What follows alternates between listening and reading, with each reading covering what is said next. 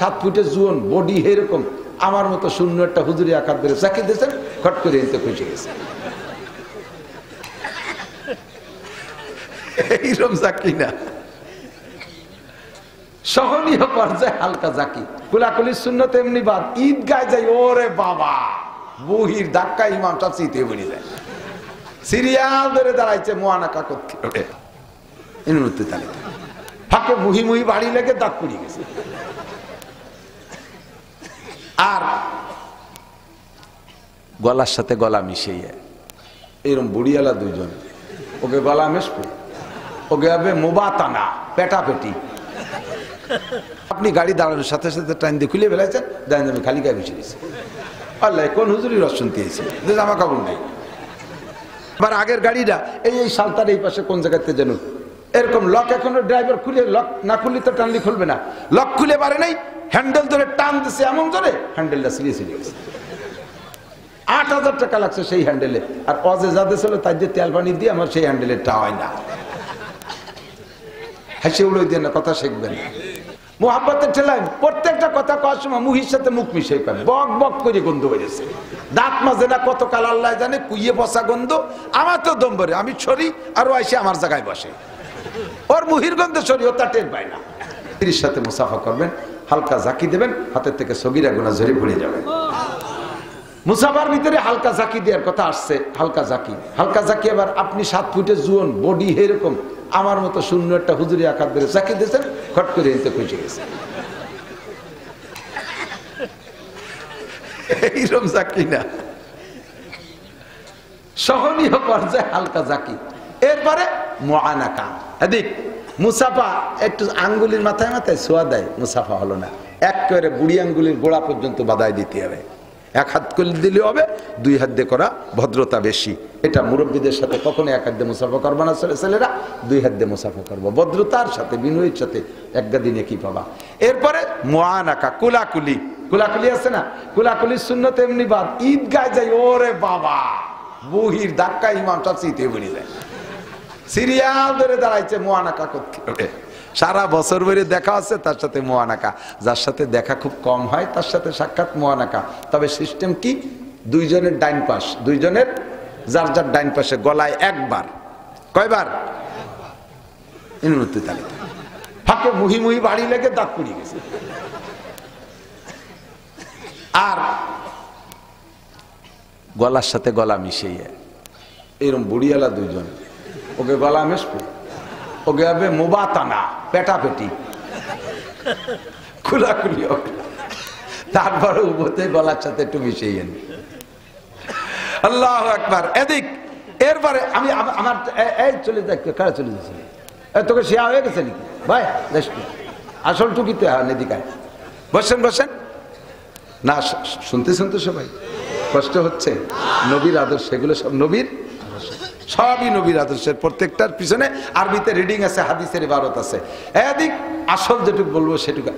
আমরা আসছি, আসার পরে ওলামায়ে কিরাম, ছাত্ররা সবাই খেয়াল করবে, সবাই বক্তারা গাড়ি নিয়ে আসছে, আমি আমার বক্তাদের কথাই বলছি, অন্যগুলো আপনাদের ব্যাপার। বক্তারা গাড়ি নিয়ে আসছে, আপনারা রিসিভ করতে গেছেন, যাইয়েই দরজাটা কট করে টান দিয়ে খুলে ফেলেছি, এটা খুলবেন না। আমার গাড়ি আমি কেনা শিখছি, চালানো শিখছি, বসা শিখছি, আটকানো শিখছি, খোলা আমি শিখছি, সব দায়িত্ব আমার। আমি আর এক জায়গাতে মাহফিল করে আসছি, গা গতর ঘামিয়ে গেছে, আমি গাড়ির মধ্যে কিছুক্ষণ খালি গায়ে বসে রয়েছি, আমার গাড়ির মধ্যে তার কেউ নেই।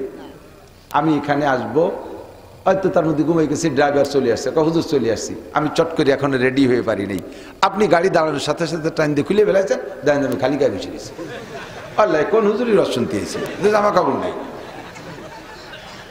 বোঝেন নাই কথা। আমার প্রয়োজন, আমি টুপিটা খুলে বসে রয়েছি আমার গাড়ির মধ্যে, আপনি পট করে খুলে ফেললেন, আমার খালি মাথা, আমি নিজেই লজ্জাবোধ করতেছি। কখনো কাহারও গাড়ি খুলে, গাড়ির গেট খুলে এই খেদমত করতে যাবেন না। আমার আগের গাড়িটা এই সালতার এই পাশে কোন জায়গাতে যেন এরকম লক, এখনো ড্রাইভার খুলে, লক না খুললে তো টানলে খুলবে না, লক খুলে পারে নাই, হ্যান্ডেল ধরে টান দিচ্ছে এমন ধরে হ্যান্ডেলটা ছিঁড়ে ছিঁড়ে গেছে। 8,000 টাকা লাগছে সেই হ্যান্ডেলে, আর অজে যাদের ছিল তাই যে তেল পানি দিয়ে আমার সেই হ্যান্ডেলের টা হয় না। হাসি উড়ে দিয়ে না, কথা শিখবেন, আদর্শ শেখেন। এবার ভিতরে গেছি, বসছি, আইসে মোহাব্বতের ঠেলাই আমার গাছ সাথে মিশে বসে, মুহির সাথে মুখ মিশে দিয়ে কথা খায়। আমার মুখে একটা গন্ধ আছে, এই গন্ধটা আমার নিজেরটা আমার কাছে খারাপ লাগে না, কিন্তু আমার মুখের গন্ধ আপনার খারাপ লাগে। মোহাব্বতের ঠেলাই প্রত্যেকটা কথা কওয়ার সময় মুহির সাথে মুখ মিশে পায়, বক বক করে গন্ধ বেরিয়েছে, দাঁত মাজে না কতকাল আল্লাহ জানে, কুইয়ে বসা গন্ধ। আমার তো দম ভরে, আমি সরি আর ও এসে আমার জায়গায় বসে, ওর মুহির গন্ধে সরি, ও তা টের পায় না। এটা আদবের খেলা, এটা আদবের খেলা। জড়ায় ধরিয়ে কাইদিও একজন কইছে, মাঝে মাঝে কই দুটি টেপে আছে। কালকে একজন কইছে, হুজুর সারা জীবনে আপনার সাথে 2 বার দেখা হয়েছে, আজকেই প্রথম। সারা জীবনে আপনার সাথে 2 বার দেখা হয়েছে, তার আজই প্রথম। তাহলে 2 বারের আর একবার কবে? খুশির ঠেলাই কই ফেলাইছে। জড়াই ধরে কুলাকুলি হচ্ছে, যে গাল বড় পান আইসি দিচ্ছে না কান্দি দিচ্ছে, জানিয়ে হক করে স্পের ওই আমার সাদা জামা পিছন দিয়ে লাল হয়ে আদবের খেলাম। আদম আলাইহিস সালাতু ওয়াস সালাম থেকে নিয়ে ঈসা আলাইহিস সালাতু ওয়াস সালাম পর্যন্ত নবীদের মূল সংখ্যা কেউ সঠিক সংখ্যা বলতে পারি না। কোরআন শরীফের ভিতরে মাত্র 25 জন নবী রাসূলের নাম এসেছে, বাকি হুজুর আলাইহিস সালাতু ওয়াস সালামের হাদিস থেকে পাওয়া যায় অসংখ্য নবী রাসূল চলে গেছে। আনুমানিক সংখ্যা বলা হয় 2.5 থেকে 3 লক্ষ নবী রাসূল। আখেরি নবী বিশ্ব নবী মুহাম্মদুর রাসূলুল্লাহ সাল্লাল্লাহু আলাইহি ওয়াসাল্লাম, যার সৃষ্টি সকলের আগে আর নবীদের সিরিয়ালে জগতে এসেছেন সকলের পরে, প্রধান বক্তা। সব নবী রাসূল বক্তা ছিলেন। কোন নবী রাসূল school college university KG kindergarten মাদ্রাসা হেফজখানা কিরাতখানা নুরানি মাদ্রাসা এই সকল জায়গার শিক্ষক ছিলেন না, তবে সব নবী বক্তা ছিলেন। আখেরি বক্তা প্রধান বক্তা আমাদের নবী মুহাম্মদুর রাসূলুল্লাহ সাল্লাল্লাহু আলাইহি ওয়াসাল্লাম। সকল নবী সম্পর্কে আমাদের আকীদা আর বিশ্বাস রাখতে হবে, সব নবী বেগুনাহ মাসুম ছিলেন। নবীদেরকে আল্লাহ পাক রব্বুল আলামিন তার কুদরতে হাতে ধরে সকল প্রকার মানবিক দুর্বলতা থেকে পবিত্র রেখেছেন। যেহেতু নবীরা হবেন বক্তা, নবীরা হবেন চিকিৎসক। বক্তা যা বয়ান করবে, বক্তার নিজের মধ্যে যদি সেই বয়ানের দুর্বলতা থেকে যায়, তো বক্তা সামনে মানুষ পাইয়া, প্যান্ডেল পাইয়া, স্টেজ পাইয়া, ভালো মাইক পাইয়া বয়ান তো ঝাঁকানাকা করে দিচ্ছে, কিন্তু তার দুর্বলতা সম্পর্কে যদি শ্রোতাদের মধ্যে কেউ জানা থাকে, তাহলে মুস্কি মুস্কি হাসে, ওরে হুজুর সুযোগ পাইছো, আজকে সেলি ফেলাই দিলে, তোমারও চিনি, তোমারও। বক্তার নিজের লেনদেন ভালো না। বক্তা যদি লেনদেনে রস করে, তাহলে যাদের সাথে লেনদেনের সমস্যা আছে তারা হাসবে না। বক্তা বিচার ব্যবস্থার সুন্দর বয়ান করছে, কিন্তু বক্তা নিজে কোথাও বিচার করতে গেলে সে সময় মুঠখানিক খাইয়ে নেয়। এ ঘটনা যারা জানে তারা যদি মাঠে থাকে হাসাহাসি করবে না? ভালো না লাগলে বেশি বেশি পিড়ে পিড়ি করলে উঠে চলেই যাবে, তাই চিনি তোমারে। বক্তা নিজে পর্দা করে না, সে যদি পর্দার কড়া বক্তব্য দেয়, তাহলে বক্তার এই দুর্বলতা জানে যে শ্রোতারা তারা খাইতে চাবে না। মাঝে মাঝে বলি,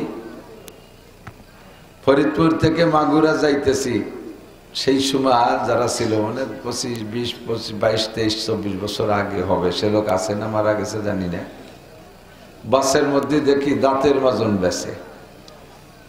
তো বাসের শব্দও বোঝা যায় না, আর ওনারও কথাও স্পষ্ট। তো বুঝতেছি যে দাঁতের মাজন বেচে। তা কাছে ডেকে এনে কইলাম, চাচা কি আপনি কি বেচেন? কয় যে দাঁতের মাজন বেশি। উপকারিতা কি? কয় এই মাজন দিয়ে দাঁত মাজলি মরা পর্যন্ত দাঁত নড়বেও না, পড়বেও না। কোনো রসা মশা কিচ্ছু হবে না। লক্ষ্য করে দেখলাম চাচার মুখে একটা দাঁতও নাই। আমি বললাম যে এই মাজন কি আপনি কতদিন ধরে বেছেন? এই দাঁত আপনার গুলো পড়ার পরের তো শুরু হচ্ছেন না আগেই বেছেন? 40 বছর বেশি। আমি বললাম কি কেউ কেনে কোনো বুদ্ধিমান মানুষ বর্তমানে? আমার মতো এতটুক বুদ্ধি যাদের আছে তারা আপনার এই মাজন কিনবে না। আমি বুঝে ফেলাইছি যে মাজনে আপনার দাঁত ঠেকাতে পারে নাই ওই মাজনে আমার দাঁতও ঠেকাতে পারবে, ঠিক না? ডাক্তার দাঁতের ওষুধ বেচে, আর ফেরিওয়ালা যারা আছে তারা তো গল্প কম মারে না। বিশাল ঝাঁকানাকা বক্তৃতা দিয়ে দাদির ওষুধ বেচতেছে। তার এই জায়গায় এক শাক, এই জায়গায় এক শাক, হাতের এই জায়গায় যে পৌঁছে গেছে। চোখের সামনে এমন অসুস্থ দাঁতের রোগী যদি নিজে হয় ডাক্তার, তাহলে তার কাছে থেকে কোনো বুদ্ধিমান মানুষ দাঁতের ওষুধ কিনবে? আল্লাহ পাক রব্বুল আলামিন 2.5-3 লক্ষ নবী রাসূলরে আমাদের জন্য আধ্যাত্মিক ডাক্তার, চারিত্রিক ডাক্তার, সার্বিক ডাক্তারি দিয়ে বক্তা হিসেবে পাঠিয়েছেন। এখন সেই বক্তাদের মধ্যে আর ডাক্তারদের মধ্যে যদি রোগ থাকে আর আমলি দুর্বলতা থাকে, উম্মতরা তাদের ওয়াজ খাবে, ঠিক কি না? আল্লাহ পাক এই জন্য সব নবী রাসূলদেরকে ছোটবেলা থেকেই তৈরি করে উঠেছে। একটু লক্ষ্য করি, ইউসুফ নবীনা আলাইহিস সালাতু ওয়াস সালাম নাম তো শুনেছেন, রূপের বর্ণনাও শুনেছেন। কের কাছে না শুনলে আমার কাছে শুনে থাকতে পারেন। তাফসীরে জালালাইনের মধ্যে লেখে উতিয়াত শাত্রুস সূরা, আল্লাহ তাআলা গোটা মানব জাতির জন্য যেই রূপ আর চেহারা বরাদ্দ করেছিলেন, যে গোটা মানব জাতির এই রূপ, এতটুকু রূপ। প্রত্যেক জাতিগোষ্ঠীর রূপ আলাদা না? বাঘের রূপ আলাদা, ইলিশ মাছের রূপ আলাদা, শৈল মাছের রূপ আলাদা, শিয়ালের রূপ আলাদা, এমন করে একটা জাতিগোষ্ঠী হিসেবে আলাদা রূপ আছে। তো মানব জাতির জন্য যে রূপটা আল্লাহ তাআলা বাজেট করেছেন, যে এটা টোটাল মানুষকে এই রূপটুক দেব, তার সম্পূর্ণ রূপের অর্ধেক একা ইউসুফ আলাইহিস সালাম রে দিয়েছে। আল্লাহু আকবার। বাকি আর যে অর্ধেক 8 আনা 50%, এর আবার অর্ধেক ইউসুফ আলাইহিস সালামের দাদি কে আকারে দিয়েছে। তাহলে দাদি পুতায় পেয়ে গেছে 75%, 12 আনা, আর যে 4 আনা তাই আমাদের মধ্যে ভাগ হয়েছে। যত সুন্দরী রূপসী নায়িকা ফাইকা প্রিয়াঙ্কা চোপড়া মোপলা যা কন, ওই 4 আনা একটু আগে হয়েছে। তাই নিয়ে বিশ্ব সুন্দরী, বিশ্ব সুদর্শন পুরুষ বলে প্রতিযোগিতায় যায়। তো এবার ভেবে দেখেন, এই 4 আনার ভাগে যেটুকু পাইছে তাই জ্বালায় পোলাপান কচু গাছের সাথে গলায় দড়ি নিয়ে মরে। বাসের তলে মাথা দেয়, রেলগাড়ির তলে গলা দেয়, দেয় না? একজনের জন্য ওই টাওয়ারের উপর লাফ দিয়ে পড়ে শহীদ হয়ে যায়। শহীদ হয়। আল্লাহু আকবার। তাহলে ইউসুফ আলাইহিস সালামের এই 8 আনা রূপে মানুষটা কেমন হতে পারে? ফাঁকে একটা কথা জেনে নেন, আমাদের নবী এই 4 আনার ভাগের ভাগী না।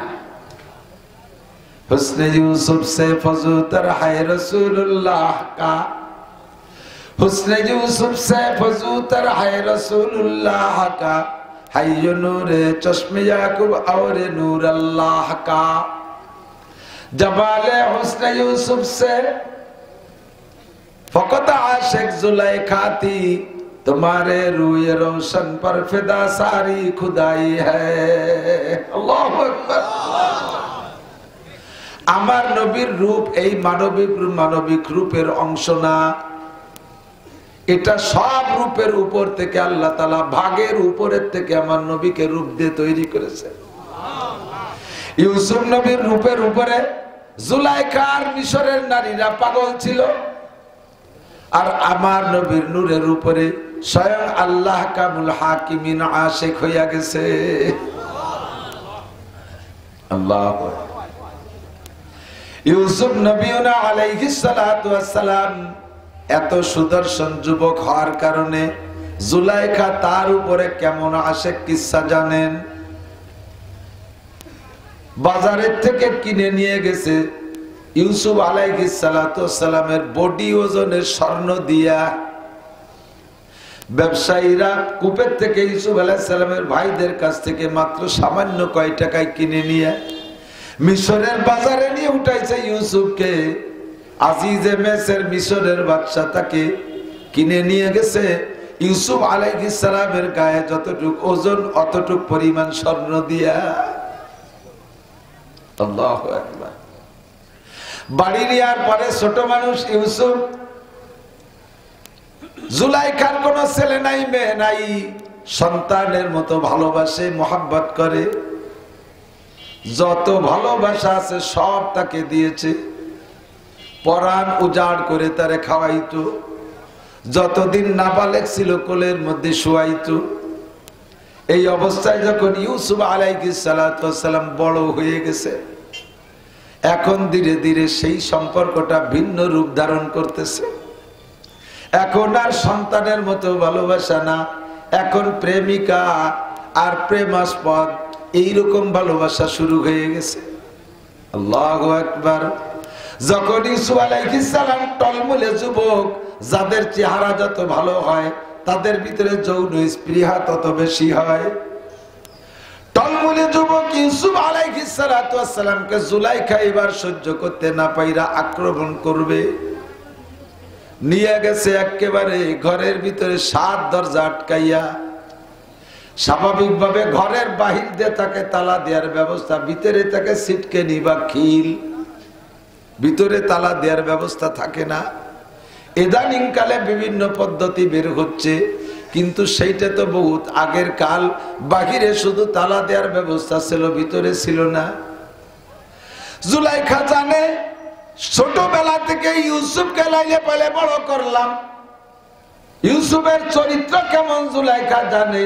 আজকে যে উদ্দেশ্যে তাকে আবদ্ধ করবে, আটকাবে, এই উদ্দেশ্য যদি ইউসুফের কাছে প্রস্তাব রাখে, ইউসুফ ঘরে দাঁড়াবে না, ইউসুফ দৌড়ায় বেরিয়ে যাবে। এই জন্য জুলাইখা আগে থেকে মিস্টারি ডাইকা ঘরের ভিতর দিয়ে তালা দেওয়ার ব্যবস্থা করেছে। তালার চাবি থাকবে আমার কাছে, ইউসুফ তালা খুলতে না পারলে বের হইতে পারবে না, আমি আমার চাহিদা পূরণ করেই ছাড়বো। ভিতর দিয়ে একটা একটা করে 7টা দরজা তালা দিয়া খাস রুমের মধ্যে নিয়ে গেছে ইউসুফকে। টলমলে যুবক ইউসুফ, ভরা যৌবনের মালিক। সামনের পর জুলাইখা তার শরীরের সমস্ত কাপড়গুলো খুলে ফেলাইছে। জুলাইখা কম রূপসী ছিল না, মিশরের বাদশার স্ত্রী, সেও তৎকালীন বিশ্ব সুন্দরীর মধ্যে অন্যতম। আর এমনিতেই গোটা পৃথিবীর ভিতরে মিশরীদের রূপ বেশি।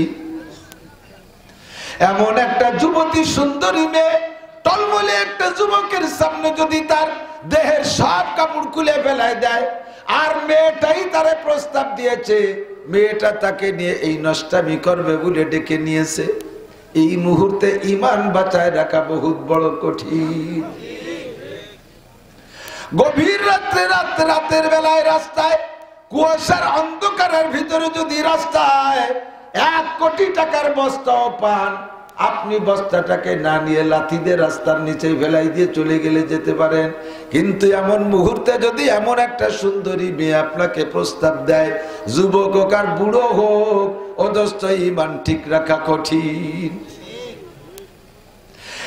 ইউসুফের মধ্যে আসছে, ইউসুফ আলাইহিস সালাম নিজেই বলেন, ওমা উবাররিউ নাফসি ইন্নান নাফসা লাআম্মারাতুম বিসু। আমি ওই মুহূর্তে আমার আত্মার উপরে নির্ভরশীল হতে পারছিলাম না। বারবার নফসের ভিতরে কামড় আসতেছিল, নফসে আম্মারায় আমারে ধাক্কাইতেছিল। একটা বার হয়ে যাক, পরে তওবা করে নিও।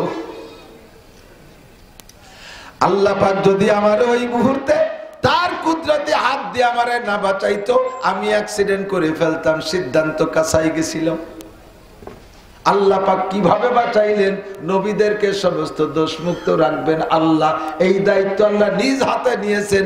এই জন্য গল্পটা বলছি বন্ধু। ইতিমধ্যে ইউসুফ আলাইহিস সালাতু ওয়াস সালাম দেখে জুলাইখা মূর্তি পূজারী, জুলাইখা মূর্তি পূজা করত।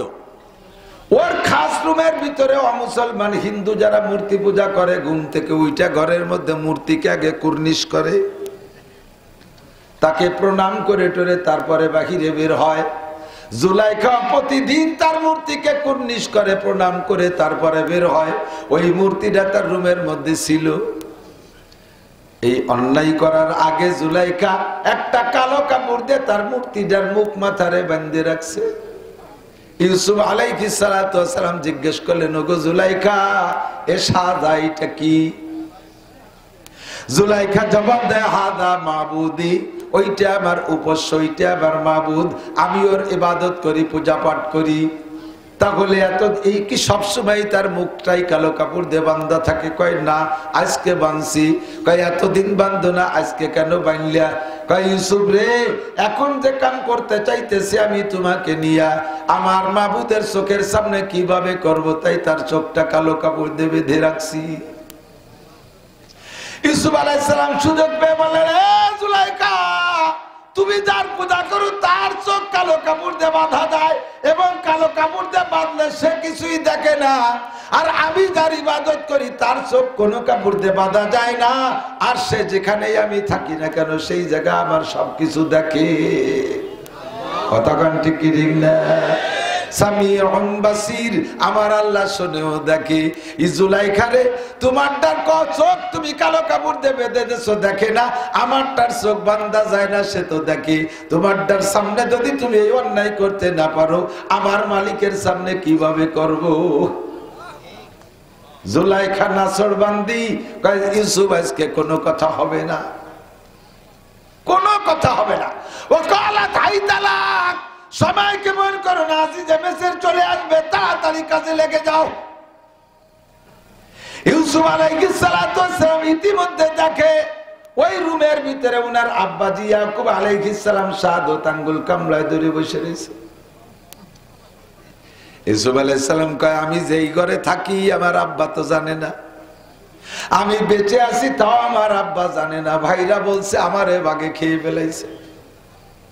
আমি এই ঘরের মধ্যে এমন অন্যায়ের দিকে যাইতেছি, আমার পাহারার জন্য আমার আব্বা আসছে কিভাবে? আমার আব্বা আসে নাই, আমার আব্বাকে আমার আল্লাহ পাঠাইছে। বাপের সামনে সন্তানে এমন অন্যায় করতে পারবে না, আমাকে পাহারা দেওয়ার জন্য আব্বাকে পাঠিয়ে দিয়েছে। আব্বাকে দেখার সঙ্গে সঙ্গে লজ্জায় ইউসুফ আলাইহিস সালাম দৌড় মারছে। আল্লাহর ভয় আর বাপকে দেখে লজ্জা, আল্লাহর ভয় আর বাপকে দেখে লজ্জায় দরজার দিক দৌড় মারছে। আল্লাহ কয়, ওয়াল্লাযীনা জাহাদু ফীনা লানাহদিয়ান্নাকুম সুবুলানা ওয়া ইন্নাল্লাহা লামাআল মুহসিনিন। যে আমার রাস্তায় চেষ্টা করে আমি আল্লাহ পাক তাকে সাহায্য করি। চেষ্টা যেখানে শেষ হইয়া যায় আমার রহমত সেখান থেকে শুরু হইয়া যায়। দরজার চাবি ছিল জুলাইখার কাছে। ইউসুফ আলাইহিস সালাম দরজার কাছে আসার সঙ্গে সঙ্গে টাস করে তালাটা খুলে গেল, খট করে দরজাটা খুলে গেল। বের হয়ে গেলেন, এক দরজা খোলার সাথে সাথে চিন্তা করলেন বিনা চাবিতে যখন এক দরজা খুলছে নিশ্চয়ই বাকি দরজাগুলো খুলবে। এক একটা দরজার কাছে যায় আর এক একটা তালা খুলে যায়, এমন করে 7টা দরজা খুলে গেল। ইউসুফ আলাইহিস সালামকে আল্লাহ তাআলা এই নোংরামি থেকে বাঁচাই নিয়ে গেলেন। ইউসুফ নবী হবে পরে উম্মতের সামনে বয়ান করবে, বয়ান করার সময় যাতে কোন উম্মত ইউসুফের চরিত্রের এই নষ্টামির কথা সামনে নিয়ে আলোচনা করতে না পারে, এই জন্য আল্লাহ নষ্টামির থেকে ইউসুফ আলাইহিস সালামকে বাঁচাই নিয়েছেন। কোন নবীকে আল্লাহ তাআলা এমন দোষে দোষী করে নাই। ঠিক না? লম্বা কিসসা, বিশাল লম্বা, কইতে গেলে রাত কেটে যাবে। অবশেষে শেষ টুকু তো ভালো লাগে আমার কাছে। আল্লাহ, উলামায়ে কিরামও শুনবেন। আপনারা আমার চেয়ে সবাই বেশি জানেন, তারপরে অনেক সময় অনেক কথা গোপনে অনেক জায়গা পাওয়া যায়, যা সেদিকে আপনার নজর পড়ে নাই। এজন্য জানবেন আমার জেনুইন হাওলা তাফসীরে জালালাইনের সূরা ইউসুফের টিকা পৃষ্ঠা নম্বর মনে নাই, টিকার ভিতরে এই ওয়াকিয়াটা তাফসীরের হাওলা দিয়ে লিখেছে। ইউসুফ আলাইহিস সালাতু ওয়াস সালাম পরবর্তীতে তো ওখানের পরে ঘটনায় তো জুলাইখার কেসে রাজা বাদশারা নিজেদের পরিবারের বাঁচানোর জন্য কৌশল করে ইউসুফ আলাইহিস সালামের জেলে দিয়ে দিয়েছে। জেলে দেওয়ার পরে কিছুদিন পর ইউসুফ আলাইহিস সালামের রূপ, চেহারা, আমল, লাখ চাল চলন, উঠা বসা, অল এভরিথিং দেখা জেলখানার যুবকরা বুড়োরা এসে কয় আমার সাথে একটু দোস্ত পাতাবেন। এই দোস্ত পাতানোর হিড়িক পড়ে গেছে, আমি আপনার ভালোবাসি, আই লাভ ইউ, আমি আপনাকে ভালোবাসি। তো ইউসুফ আলাইহিস সালাম কয় আর কেউ আমারে ভালোবাসো না, আর ভালোবাসার দরকার নাই। ছোটবেলায় মা মরে গেছে, ফুফুর কাছে লালিত পালিত হয়েছি, ফুফু আমার এরকম ভালোবাসত। নির্দিষ্ট সময়ের জন্য ফুফুর কাছে ছিলাম, টাইম শেষ হয়ে গেছে, আব্বা কইল যে বুন্ডি, ছোট বুন্ডি আমাকে বুন্ডি কয়, ঠিক আছে নাকি, বুন্ডি আমার ইউসুফরে ফেরত দে। ভালোবাসতো, নিজের সন্তানদের চাইতে ভালোবাসতো। এই ফুফু আমারে দেবে না বিদায় কৌশল করিয়া ফুফু আমারে চোর বানাইছে। কি চোর? সেই সময় ওই শরিয়াতের নিয়ম ছিল, চোরের কাছে যদি মাল ধরা পড়ে তাহলে মাল সহ চোররে মালিকরে দিয়ে দিতে হবে। বুঝেননি? আপনি কোনো বাড়ি যে চুরি আসছেন, ধরা পড়ে গেছেন, আপনি যে মাল নেছেন তা তো মালিকে যাবেই, মালিকরে দিতে হবে, আপনারও মালিকের গোলাম বানাই দিতে হবে, আপনি আর বাড়ি আসতে পারবেন না। এটা ছিল বিচার। তো ইয়াকুব আলাইহিস সালাম যখন কইছে বুন্ডি আমার ইউসুফরে ফেরত দে, আমি থাকতে পারতেছি না, বুন্ডিও ইউসুফ আলাইহিস সালাম ভাতিজারে এত ভালোবাসছে, দিয়ে থাকতে পারবে না বিদায় তারে চোর বানাইছে। কয় ঠিক আছে যাও, তো তোমার শাল নিয়ে যাও, তোমার শাল আমি তো রাখতে পারবো না। তো ব্যাগ বক যখন গুছাইতেছে বাড়ি, উনার একটা স্বর্ণের পেয়ালা ছিল, ওইটাই ব্যাগের মধ্যে দিয়ে দিচ্ছে কায়দায়, ব্যাগটা নিয়ে চলে গেছে বাড়ি। যাওয়ার পরে কয়েকদিন পরে বাইরে, ভাই দাও দি তোমার শালের ব্যাগের মধ্যে আমার বাটিটা আছে নাকি, আমার সেই সোনার বাটিটা তো পাচ্ছি না। পরে দেখা যায় সেই ব্যাগের মধ্যে সোনার বাটি, তোমার শাল আমার বাটি চুরিয়ে নিয়ে গেছে, এখন সে চোরের যে বেঁচে তাই করো, তার মানে বাটি সহ শালটা ফেরত দাও। ধরাইছে এক বেকায়দা, কয় আমারে ভালো আর কেউ বাঁচিস নে, প্রথম ভালোবাসছে আমার ফুফু, সে আমারে চোর বানাইছে।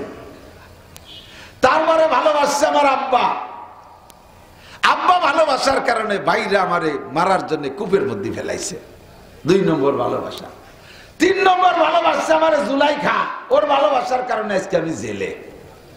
তোর আর কেউ ভালোবাসিস না, পরে ভাসি হয়ে যাবানি, আর আমার ভালোবাসার দরকার নেই। আল্লাহু আকবার। সময় মতো আল্লাহ তাআলা কুদরতি কায়দা ইউসুফ আলাইহিস সালামরে বের করে দিয়েছে। আমার ওয়াজ কিন্তু অন্যদিকে এসে গেল, বক্তাকে সিস্টেম খারাপ লাগতেছে নাকি? আমরা বলতে গেলেই ভালো লাগে। তো ইউসুফ আলাইহিস সালাতু ওয়াস সালাম পরবর্তীতে যখন বের হলেন, তো লম্বা কিসসা, বের হইছেনি উনি সর্বপ্রথম খাদ্যমন্ত্রী হইয়া। কি মন্ত্রী? খাদ্যমন্ত্রী হয়ে বেরিয়েছে।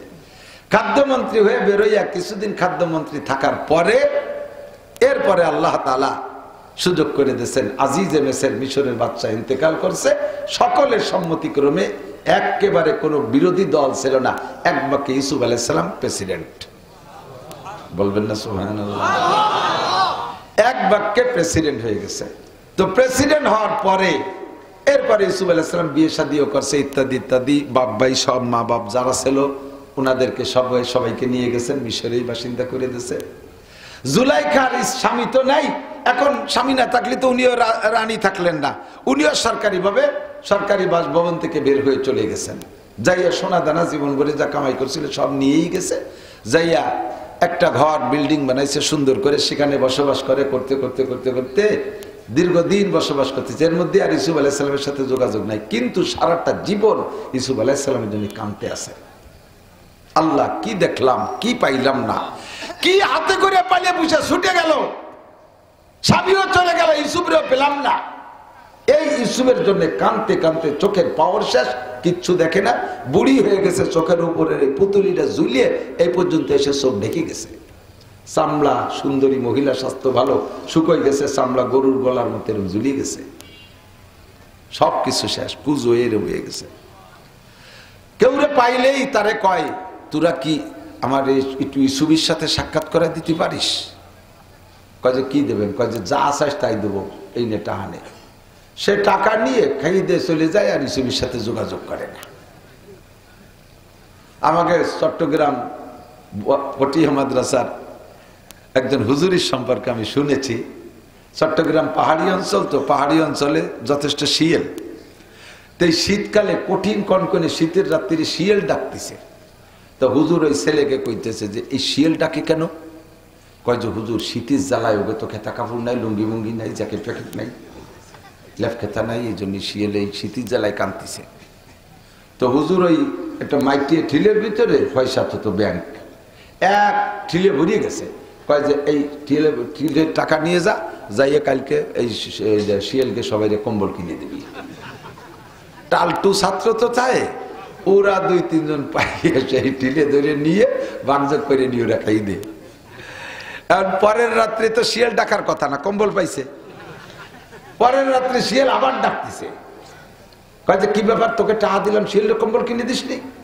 কয় যে হাত দিচ্ছি তো হুজুর। তাই ডাকে, কয় আজকে শুকর আদায় হতেছে, আজকে শিয়ালে কম্বল পেয়ে শুকর আদায় হতেছে। ইউসুফ আলাইহিস সালামের দেখার জন্য জুলাইখা যে বাটপারে টাকা দেয়, সেই বাটপার টাকা খাইয়ে দেয়, ওটা ভাও কথা কয়। আর ইউসুফ আলাইহিস সালাম বাসার থেকে বেরোইয়া অফিসে যাইতেন যে ঘোড়াটায় চড়া, সারা দুনিয়ায় সেই ঘোড়ার শুরু থেকে নিয়ে আজও পর্যন্ত এর সেকেন্ড ঘোড়া তৈরি হয় নাই, এই ঘোড়ার বিকল্প তৈরি হয়নি। একটাই মাত্র ঘোড়া আল্লাহ তাআলা বানায় দিয়েছিলেন। ওই ঘোড়াটা যখন এমনি থাকতো, স্বাভাবিক শ্বাস প্রশ্বাস, যখন ইউসুফ আলাইহিস সালাম পিঠের উপরে বসতেন সওয়ার হওয়ার জন্য, দৌড়ানোর জন্য, তখন ওই ঘোড়াটার নাক দিয়ে একটা আওয়াজ বের হতো, 3 মাইল দূর থেকে শোনা যেত। আমাদের নেতারা আসে, দেখেন না নেতারা, নেতাকে গাড়ি দিয়ে ইউসুফ আলাইহিস সালামের ঘোড়ার শব্দ বাইর হয়, কু কু কু কু করতে চায়। আল্লাহু আকবার। ইউসুফ আলাইহিস সালামের এই ঘোড়ার আওয়াজ 3 মাইল দূরত্বে শোনা যাইত। তো জুলাইখা লাস্টে নিজের ঘর বাড়ি ফেলাইয়া রাস্তার পাশে, যেই রাস্তা দিয়ে ইউসুফ আলাইহিস সালাম যায়, সেই রাস্তার পাশে একটা সাবলা বাঁধিয়ে ওই জায়গা অপেক্ষা করতেছে যে ইউসুফ এখান দিয়ে যায়, বিয়ে তো আর হবে না, এখন যে চেহারা আমার যা অবস্থা হয়ে গেছে, ইউসুফ তো আর আমার বিয়ে করবে না। তো ইউসুফরে যদি মারার আগে একটা নজর দেখতে পারতাম, বাটপাড়া তো সব টাকা পয়সা খাইয়ে শেষ করে ফেলাইছে, আর আমার পয়সা করিও কিছু নেই, শেষকালে দেখি নিজের চেষ্টায় পারি নাকি। এইভাবে যাইয়া ওখানে বসে অপেক্ষা করে। আর ওই মূর্তিটা সেটার সাথে আছে, দিন রাত ভরে সনাম সনাম সনাম সনাম সনাম আরিনি ইউসুফ, সনাম আরিনি ইউসুফ। সনাম মানে মূর্তি, দেবতা। ও দেবতা, আমার একটু ইউসুফের সাথে সাক্ষাৎ করাই দাও। আজকে সনামের পার পড়িয়ে পূর্ণ সিজদা করে কান্নাকাটি করে বেরিয়েছে, সনাম আজকে যদি ইউসুফরে তুই দেয়াতেই না পারিস, তাহলে তোরে আমি শেষ করে ফেলে দিই, তোর সনামগিরি আমি ছুটে ফেলবো। আজকে সনামের কাছে সম্পূর্ণ প্রণাম করে টরে যাইয়া ইউসুফ আলাইহিস সালামের দেখার জন্য রাস্তায় গেছে। এই মাত্র 2 মিনিট আগে ইউসুফ চলে গেছে। ইউসুফ কইতে চলে গেল, দুঃখী জ্বালায় বাসে না। এতদিন যারা ইবাদত করছে, দৈরি তো তারা সর্দি ফেলাই দিতে পারে না। আগামীকালকের সিদ্ধান্ত নিয়েছে, তাহলে এই সনামবাদ ইউসুফ যার ইবাদত করতো, ওই যে আমার সে ঘরের মধ্যে কইছিল, আজকে তার কাছে একটু কয়ে দেখা করাই দেখি। আজকে সিজদায় পড়ে বলতেছে, রব্বি ইউসুফ, রব্বি ইউসুফ আরিনি ইউসুফ, ও ইউসুফের রব, তুমি আমার একটু ইউসুফের সাথে দেখা করাই দাও। আল্লাহর কাছে কান্নাকাটি কইরা জুলাইখা ঘর থেকে বেরোইয়া রাস্তায় যখন গেছে, ইউসুফ আলাইহিস সালাম ওই মুহূর্তে আসছে, হাত ছানি দিয়ে দাঁড় করছে। ইউসুফ আলাইহিস সালাম চেনে নাই যে জুলাইখা, হাত ছানি দিয়েছে। ইউসুফ আলাইহিস সালাম দাঁড়িয়ে গেছেন, দাঁড়ানোর পরে বলছে, চোখে তো দেখে না, আনতা ইউসুফ, আপনি কি ইউসুফ বাদশা? কলা নাম, জি আমি ইউসুফ বাদশা। আনজিল শাইয়ান, এই ঘোড়াতে একটু নামতে হবে। একজন বুড়ি মহিলা রাজাকে বলে ঘোড়াতে নামতে হবে। রাজা যদি আমাদের রাজার মতো হইতো, বুড়ির উপর দিয়ে ঘোড়া চালাইতে দৌড়াই চলে যেত, ঠিক না? রাজা তো এই রাজা না, রাজা তো আল্লাহর হাতে বানানো রাজা। ইউসুফ আলাইহিস সালাম গোড়ার থেকে নামে আইসে কয়, বলেন কি জন্য আমাকে নামাইলেন? আমি তো অফিসে যাব।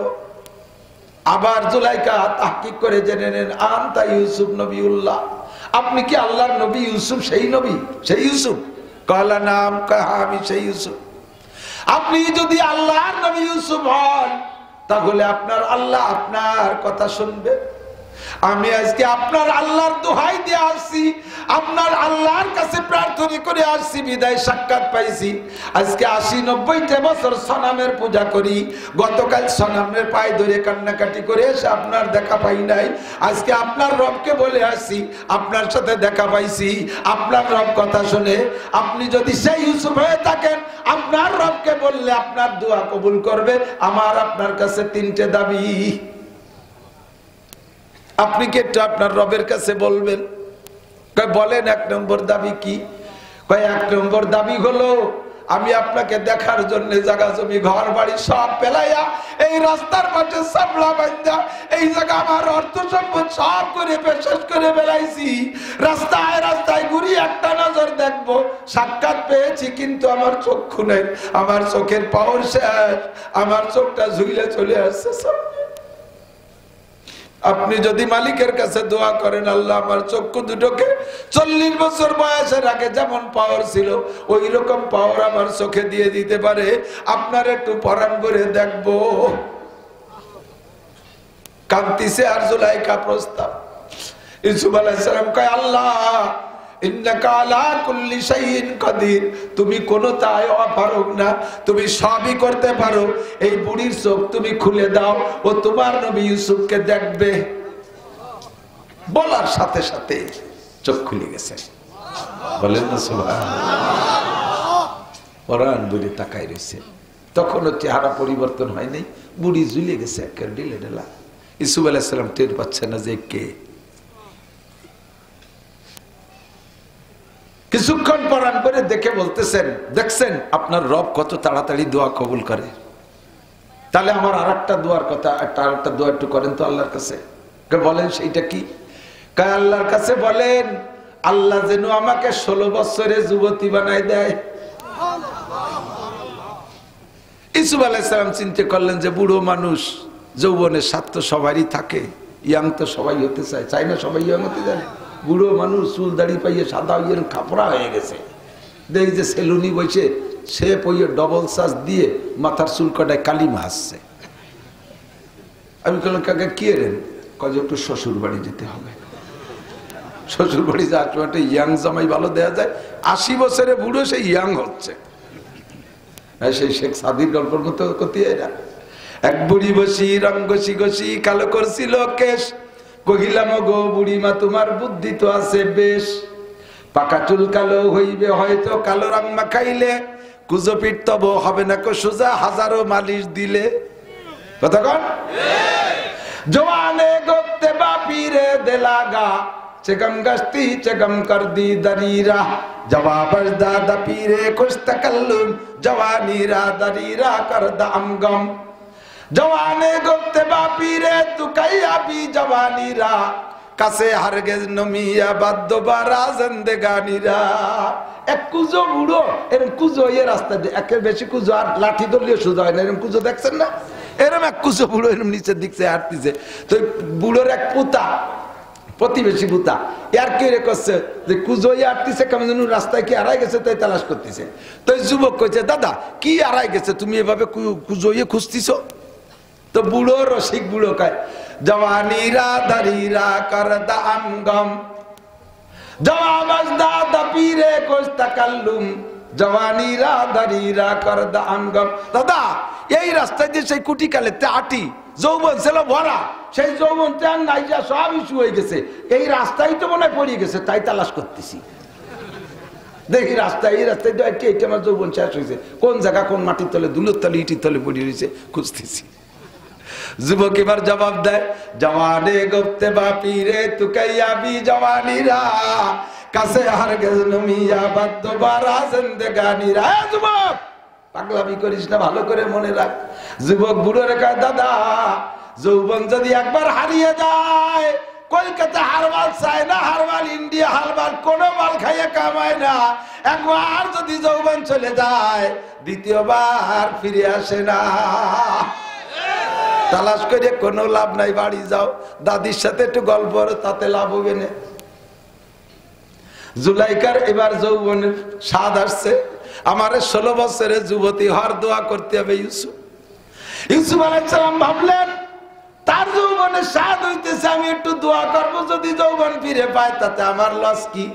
রব্বানা, আয় মেহেরবান আল্লাহ, তুমি ক্ষমতা আছে, তুমি এই মহিলাটাকে যুবতী বানায় দাও। বলার সাথে সাথে সেকেন্ডের মধ্যে কোনো অপারেশনে যা লাগে নাই, প্লাস্টিক সার্জারিতে যা লাগে নাই, কোনো সোনো ক্রিম মাখানো লাগে নাই। আল্লাহু আকবার, একেবারে সেকেন্ডের মধ্যে জুলাইকার সেই মূল রূপে ফিরে আইছে। ইউসুফ আলাইহিস সালাম, ও আল্লাহ, এই কিটা পাক্কা পাক্কা খাই পড়ছে, এ কারে কি যুবতী বানালাম, এদি সেই জুলাইকা।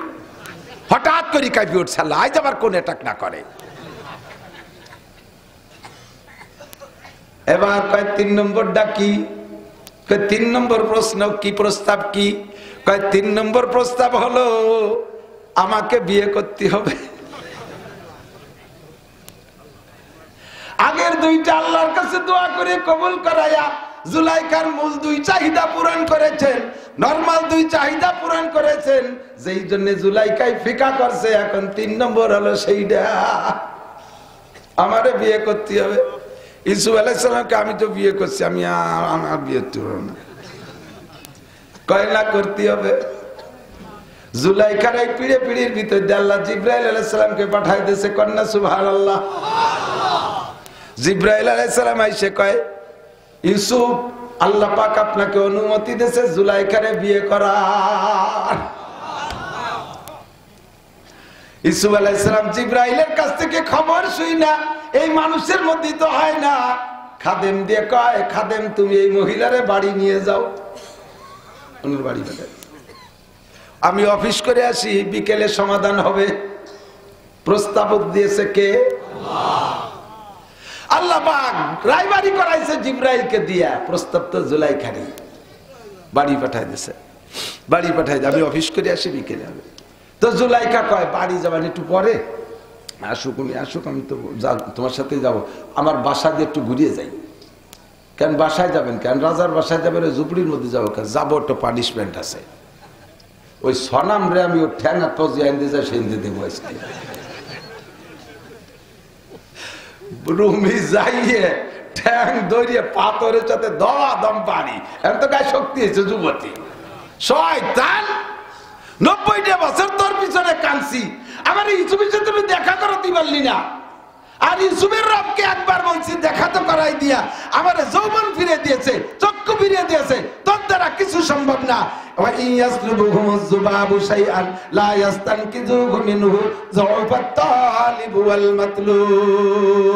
আরে তুই এত দুর্বল, এত দুর্বল, আমি তোরে ভাঙ্গে হাত পা গুলো গুলো করে ফেলাই। আমি এতদিন ইবাদত করেছি, আমি ছিলাম বান্দা, আর তুই ছিলি মাবুদ। আজকে মাবুদের হাত পা ভাঙ্গে গুলো গুলো করি আমি বান্দা হইয়া, আমার একটা লোমেও তুই হাত দিতে পারিস না। তোর নাক মুখ চোখ কান যদি মশা মাছিতে খুলেও নিয়ে যায়, প্রতিবাদ করতে পারিস না। আমি এতদিন ভুলের মধ্যে ছিলাম, আল্লাহ আমারে হিদায়াত দিয়েছে, তোরে আমি জাহান্নামে পাঠাই দে, তারপরে ইউসুফের বাড়ি যাব। ওইটারে ভাঙ্গে গুলো গুলো কইরা এরপরে ইউসুফের বাড়ি গেছে। রাতের বেলা ইউসুফ আলাইহিস সালাম বাসায় আইসা নিয়মতান্ত্রিক বিয়ে করে নেছে। আল্লাহর এমন কুদরত আর কারিশমা, ইউসুফ আলাইহিস সালামের আরো স্ত্রী ছিল, তাদের কাহারো থেকে কোনো সন্তান হয় নাই। এই জুলাইকারে যুবতী বানাই দিয়া বিয়ে করার পরে এই জুলাইকার ঘরে আল্লাহ তাআলা সন্তান দিয়েছে। সেই সন্তানের ভিতরে একটা সন্তানের নাম হলো রহিমা। কি নাম? এই রহিমা কে? হযরত আইয়ুব আলাইহিস সালামের স্ত্রী লাইয়া বিনতে মানসা ইবনে ইউসুফ। লাইয়া বিনতে মানসা ইবনে ইউসুফ, ইউসুফ আলাইহিস সালামের ছেলের নাম মানসা, তিনিও নবী ছিলেন। মানসার মেয়ের নাম হলো লাইয়া, এই লাইয়ার অপর নাম হলো রহিমা। এই রহিমাকে আবার বিয়ে করাইছে আইয়ুব আলাইহিস সালামের সাথে। সে জায়গা যাই আবার আরেক আজীব ঘটনা আইয়ুব আর রহিমার, লম্বা কিসসা সেদিক যাব না। আল্লাহু আকবার। তো দোস্ত, আল্লাহ তাআলা চরিত্রকে হেফাজত করেছেন, এইটাই বলতে যে লম্বা করে ফেলাইছি। কষ্ট হয়েছে নাকি আপনাদের? আল্লাহু আকবার। ইউসুফ আলাইহিস সালামকে আল্লাহ তাআলা ওখান থেকে বাঁচাইছে। আরে নমরুদ বিশাল আগুন অগ্নিকুণ্ডলী বানাইয়া, কত বড় অগ্নিকুণ্ডলী! আমার দিক বাবুল শহরে যত কাফের ছিল তৎকালীন সমস্ত কাফেরদেরকে নমরুদ বলছে, যদি আমাকে রব বলে স্বীকার করে থাকিস, আমার দেশে বসবাস যদি করতে হয়, আমার অর্ডার মানতে হবে। এই ইব্রাহিমরে আগুনে ফেলাইবো, আগুন বানাইতে হবে বিশাল কইরা। প্রত্যেকে এক দিন ডেলি 1 মাস পর্যন্ত যত মানুষ আছো সাবালেগ 1 মন করে শাল কাটার লোহা কাটে জায়গা জমা দিবা। বাবুল শহরের সমস্ত মানুষ 1 মাস পর্যন্ত শাল কাটার লোহা কাঠ স্তূপ করেছে, পাহাড়ের মতো গাদি হয়ে গেছে। 1 সপ্তাহ পর্যন্ত তেল মারছে, 1 সপ্তাহ পর্যন্ত অত্যাধুনিক ফুঙ্কার দিয়া আগুন জ্বালাইছে। আগুন উঠে গেছে প্রায় 2 মাইল। এই বিশাল আগুনকে সামনে করে ইব্রাহিম আলাইহিস সালামকে নিয়ে নমরুদ কয়, ও ইব্রাহিম, এই আগুনের মধ্যে তোমারে ফেলাবো, তোমার রব তোমার আল্লাহ তোমারে বাঁচাইতে পারবে না, আমার হাত থেকে কেউ বাঁচতে পারে না, আমার হাত থেকে তুমিও বাঁচবে না। তোমাকে অবকাশ দেয়া গেল, তুমি যদি 5 বছরের সময় চাও 5 বছর তোমার সময় দেওয়া হবে। তুমি শুধু এতটুকু বললেই তোমাকে এই আগুনের মধ্যে নিক্ষেপ করা হবে না যে হা নমরুদ, তোমারে রব বলবো না, আল্লাহকে রব বলবো, আমাকে একটু সময় দাও, আমি একটু ভেবে দেখি। এই আগুনের মধ্যে পড়লে ইব্রাহিম আলাইহিস সালাম নিশ্চিত মারা যাবেন, কিলো ইব্রাহিম আলাইহিস সালামের আছে। তারপরও এত বড় পরীক্ষার মুহূর্তে ঈমান আর আকীদাকে বাঁচাইছেন কিভাবে? নমরুদ প্রস্তাব দিয়েছে, তোমাকে এই রাজত্ব দিয়ে দেওয়া হবে, তোমাকে এই ক্ষমতা দিয়ে দেওয়া হবে, তোমাকে আগুনে পোড়ানো হবে না, তুমি শুধুমাত্র অবকাশ নাও, আমি একটু সুযোগ দাও, আমাকে ভেবে দেখি কাকে রব বলবো। ইব্রাহিম আলাইহিস সালামকে আবালের বেটা আবাল, তোরে কাফের করার জন্য আবার চিন্তা করা লাগবে নাকি? আল্লাহ আমার রব, আল্লাহ আমার যুবক, রব কে? আমার রব কে? আল্লাহ আমার রব। ঠিক কি ঠিক না? তোরে আমি রব বলবো কেন? শয়তান কোথাকার, তুই আগুন এরকম 50টা জ্বালায় আমারে ফেলে 100 বার, তবু আমানতু বিল্লাহ, আমি ঈমান এনেছি কার পর? এমন করে আল্লাহ তাআলা সমস্ত নবী রাসূলকে হেফাজত করেছে। সাইয়্যিদুল আম্বিয়া, সাইয়্যিদুল খুতাবা, সাইয়্যিদুল আখলাক বিশ্বনবী মুহাম্মদুর রাসূলুল্লাহ সাল্লাল্লাহু আলাইহি ওয়াসাল্লামের একার আখলাক আর চরিত্র কেমন, একার পবিত্রতা পরিচ্ছন্নতা কেমন, 2.5 লক্ষ নবী রাসূলের চরিত্র আখলাক পবিত্রতাকে এক জায়গা করলে যতটুকু হবে, আমার নবীর একার চরিত্র পবিত্রতা তার চাইতে অনেক গুণ বেশি। আর সেই নবীরে আরবালারা মাজনুন, পাগল, কাহেন, সাহের, জাদুকর ইত্যাদি করে গালি দেয়। আল্লাহ পাক নবী পাককে সান্ত্বনা দেওয়ার জন্য জিবরিল আলাইহিস সালামকে দিয়ে পাঠাইছে একটা সূরা দিয়া,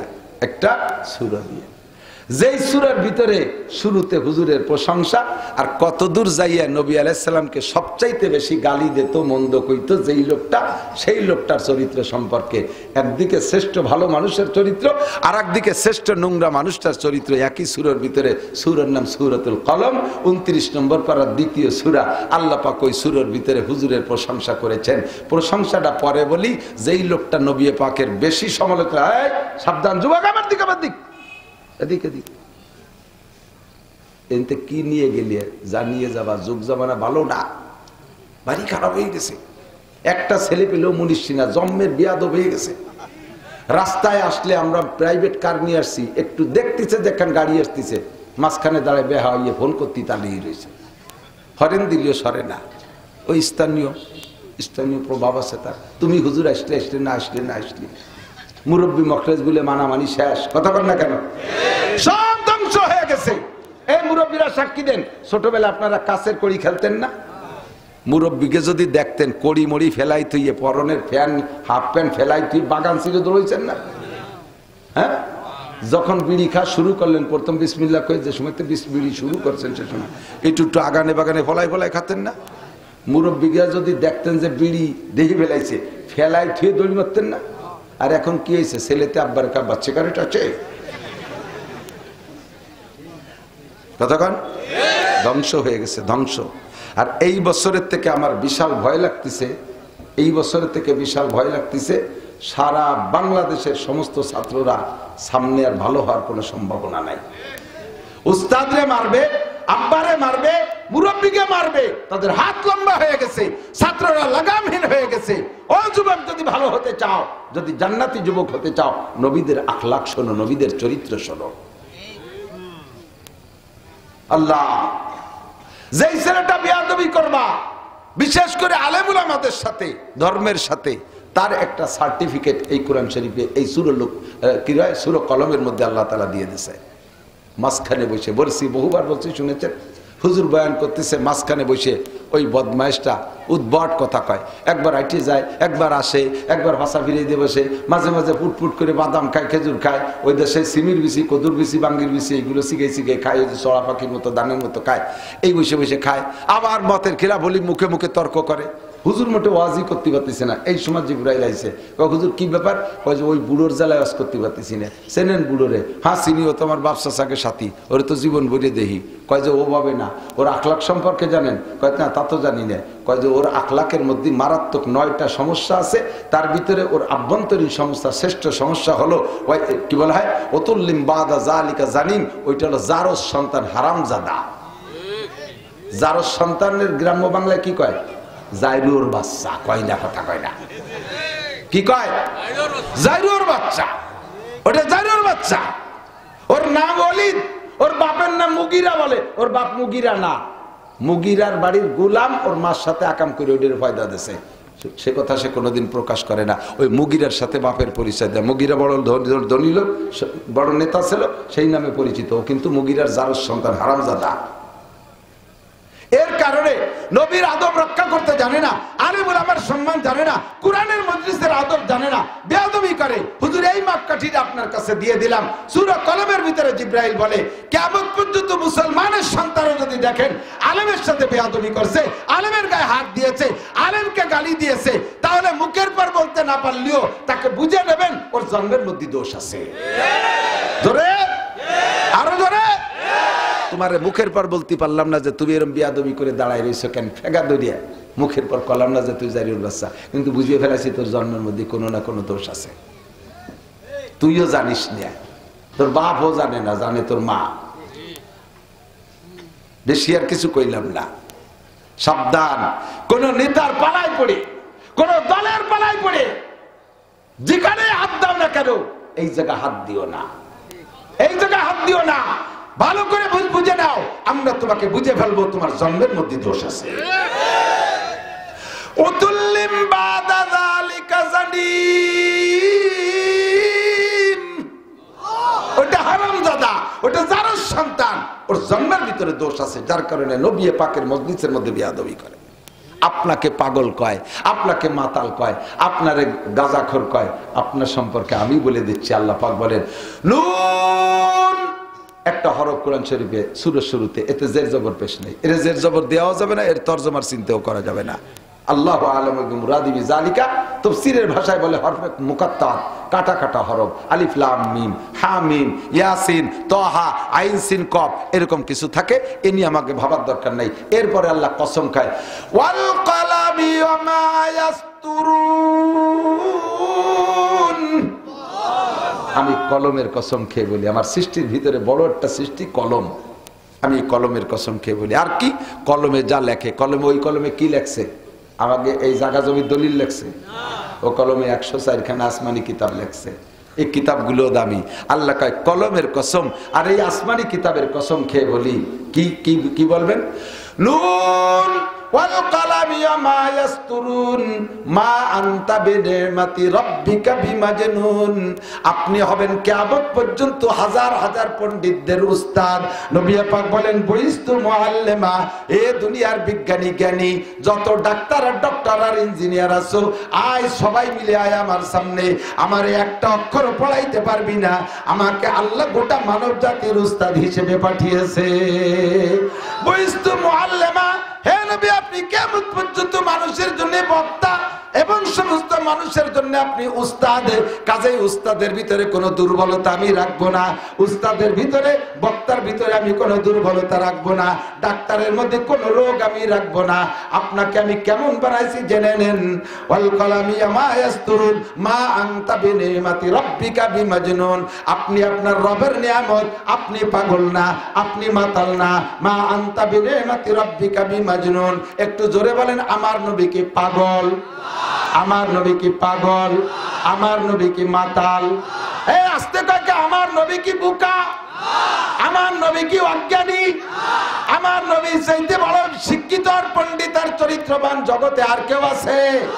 আর কেউ নাই। মা আনতা বিনিমাতি রাব্বিকা বিমাজনুন।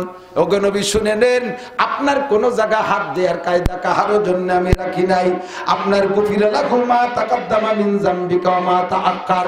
আপনার কোনো গুনাহ লেখা হবে না। এর মানে আপনি গুনাহ করবেন আমি লিখবো না তা না। আপনার চরিত্রের ভিতরে গুনাহের কোনো গন্ধই নাই। কলবের ভিতরে গুনার পরিকল্পনা তৈরি হয়। এদিক জিনা করার আগে কলবের ভিতরে পরিকল্পনা হয়, চুরি করার আগে কলবের মধ্যে পরিকল্পনা হয়। কত কয় না কেন? আল ঠেলার আগে কলবের মধ্যে পরিকল্পনা হয়। আল্লাহ পাক রব্বুল আলামিন তিনবার কইরা আমার নবীর এই কলবটাকে ফাইলা অপারেশন করে জিব্রাইলের মাধ্যমে জান্নাতি নূরানি পানি দিয়া ওয়াশ করে পরিষ্কার করে রাখছে, যাতে এই কলবের ভিতরে দুনিয়ার কোনো গুনার কল্পনা আসতে না পারে। একটু বলেন না সুবহানাল্লাহ। শিশুকালে হযরত হালিমাতু সাদিয়ার বাড়ি থাকতে একবার সিনা চাক করেছেন, এরপরে বড় হওয়ার পরে আরেকবার সিনা চাক করেছেন। মাঠে ছাগল চড়াইতেছেন, সে জায়গায় জিব্রাইল সিনা চাক করেছেন। তৃতীয় নম্বর বার আরশে আজিমে নেয়ার আগে মেরাজের রাত্রে যা কাবা ঘরের পাশে হাতিমে কাবার ভিতরে শুয়াইয়া মিজাবে রহমত কাবার ছাদের পানি পড়ে যে জায়গায় একটা স্বর্ণের ডুঙ্গা আছে, গেইলে আপনারা দেখতে পারবেন, ছবি তো দেখবেন একটা ডুঙ্গার মতো দেখা যায়। কাবার ছাদের উপরে বৃষ্টির পানি পড়লে ওই পানি ওই ডুঙ্গাইতে গড়াইয়া যায়। ওর নাম হলো মিজাবে রহমত। এই মিজাবে রহমতের নিচে শুয়াইয়া নবী বলেন আনা ফিল ইয়াকজান। আমি সেই সময় বিলকুল সজাগ, আমি ঘুম না। জিবরিল একটা প্লেট আনলো, তসতুম মিনাজ যাহাব মুলাব্বাতুম মিনান নূর। বড় একটা প্লেট আনছে, তার ভিতরে সব পানি। এই পানিটা যেন স্বর্ণের পেয়ালা, স্বর্ণের প্লেটের ভিতরে পানি থই থই করতেছে, মনে হয় যেন সেখান থেকে নূর চমকাইতেছে, আকাশের দিকে নূর উঠতেছে। কন্যা সুবহানাল্লাহ। জিব্রাইল আমার গলার ভিতরে হলকুবের এখান দিয়ে ছুরি ঢুকাই দিয়া আমার নাভি পর্যন্ত ফেড়ে বুকটারে টান দিয়ে খুলে ফেললো। আমি সবই দেখতেছি, আমি অজ্ঞান না। কলিজা আর হাড় আর লাঞ্চটাকে বের কইরা ওই পানির মধ্যে ভিজাইলো। আমি কইলাম জিব্রাইল রে, আল্লাহর সাথে দেখা করাইতে নিবা, আমার এই অপারেশন কেন করো? জিব্রাইল কয় ওগো নবী, তারা রাব্বাকা লাইলাতু উসরিয়া বিকা 10 মাররা বিগাইরি হিজাব রুয়ালাইন। অদ্দরজরিতে আপনি আপনার রবকে আপনার এই চর্মচক্ষু দিয়ে একে একে 10 বার দেখবেন। কন্যা সুবহানাল্লাহ। মুসা নবী একবার আল্লাহকে একটু দেখতে চাইছিল, কতদিন গল্প করার পরে মুসা নবী কয় রব্বি আরিনি আনজুর। আল্লাহ আমি একটু তোমারে দেখবো, তোমার গল্পে এত মজা, তোমার কণ্ঠে এত স্বাদ। যুবকরা দিক তাকাও। ফোনে ফোনে দু এক সময় দূরের এক মহিলার সাথে লাইন করে গেল। বুড়ো এক বিটি কি যে সুন্দর কথা কয়। কতদিন পর মনে হয়েছে এত সুন্দর মিঠে কথা কয়, দেখি এই বিটিটা কেমন। ফোন দিয়ে নিয়ে আইছো তুমি কানাইপুরির মোড়ে, ওই জায়গা যেয়ে দেখো সেই মহিলা তোমার নানির বয়সী।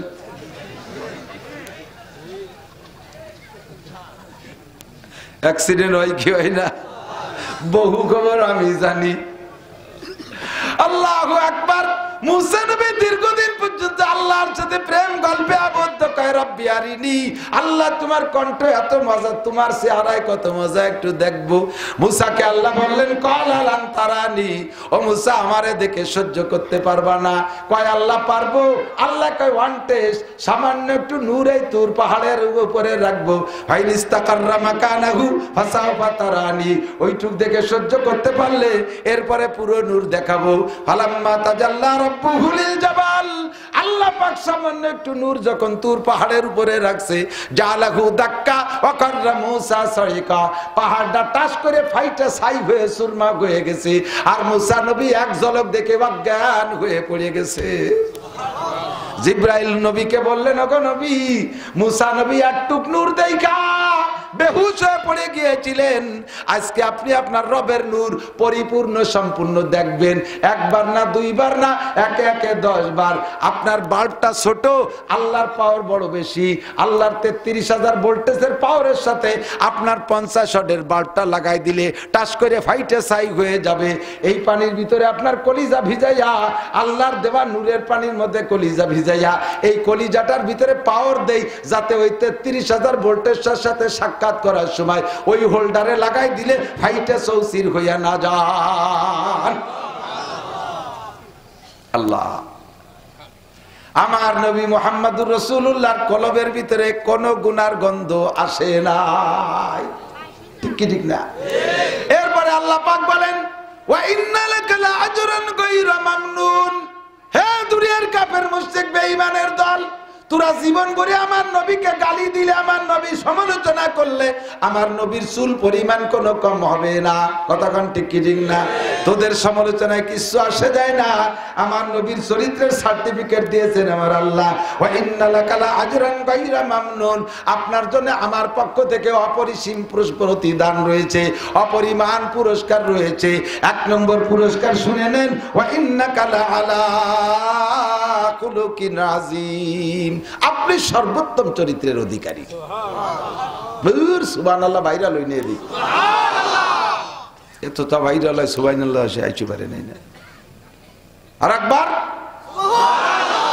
আমার নবী সর্বোত্তম চরিত্রের অধিকারী।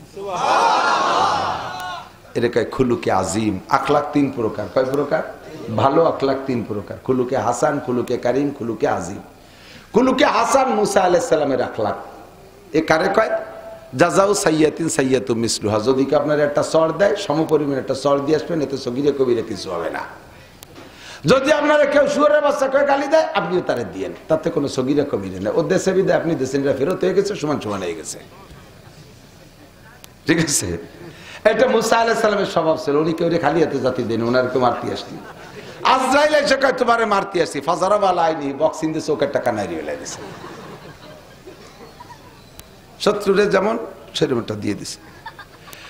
এটা হলো মুসা আলাইহিস সালামের আখলাক। এর নাম খুলুকে হাসান, ভালো চরিত্র। এটা খারাপ না, তবে মাইকটা দেবেন হিসেব করে। আপনারে জটটুক জোরে ঘুষি দিছে, আপনি শটটুক জোরে দেবেন। আপনারে যে জায়গা দিছে, আপনি সেই জায়গা দেবেন। আপনারে ফিটি দিছে, আপনি নাক জড়ায় মারি দিলেন, তাহলে নাকের 1 ঘুষি আর ফিটির 10 ঘুষির চেয়ে বেশি হয়ে যায়। ঠিক না? এই জন্য জাগাও সেইটি হবে, ওজনও 60 হবে। এই জন্য যদি মাইফি দিতে পারেন তাহলে দিয়ে, না পারলে দিয়ে নাম্বার সাইডি দিয়ে চলে আসেন। ও সাইডি দিয়ে পারি, 1 ঘুষিতে কয় ঘুষি পয়দা দেয় চাইড়ি দেবো। আল্লাহ, আমরা সালতার মানুষ, রাত্রি হেসাক ধরে কাজী ওরা বস। ঠিক না? সুবহানাল্লাহ। আল্লাহ, ঈসা আলাইহিস সালামের চরিত্রের নাম খুলুকে কারিম। খুলুকে কারিম দয়াবান চরিত্র। উনাকে যদি কেউ ঘুষি দিয়েছে, প্রতিশোধ নেওয়ার ক্ষমতা থাকা সত্ত্বেও না নিয়ে মাফ করে দিয়ে চলে আসছে। এটা ভালো না মন্দ? এ চরিত্র ভালো না মন্দ? এটা ভালো না? ওটা আরেক ক্লাস উপরে না? 3 নম্বর আমার নবীর চরিত্র। 3 নম্বরটাই 1 নম্বর। এটা হলো খুলুকে আজিম।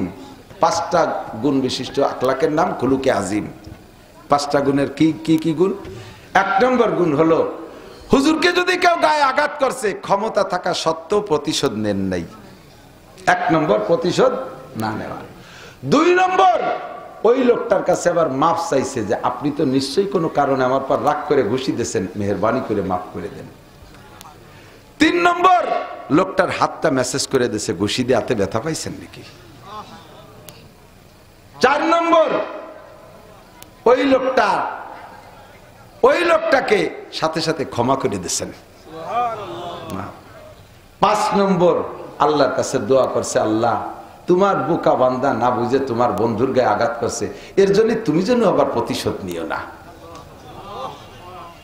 তারা তো বোঝে না, আমি তারে মাফ করে দিছি, তুমিও তারে মাফ করে দাও। এই 5টা গুণ আমার নবীর আখলাকের মধ্যে থাকার কারণে আল্লাহ কয়, ওয়া ইন্নাকা লাআলা খুলুকিন আযীম।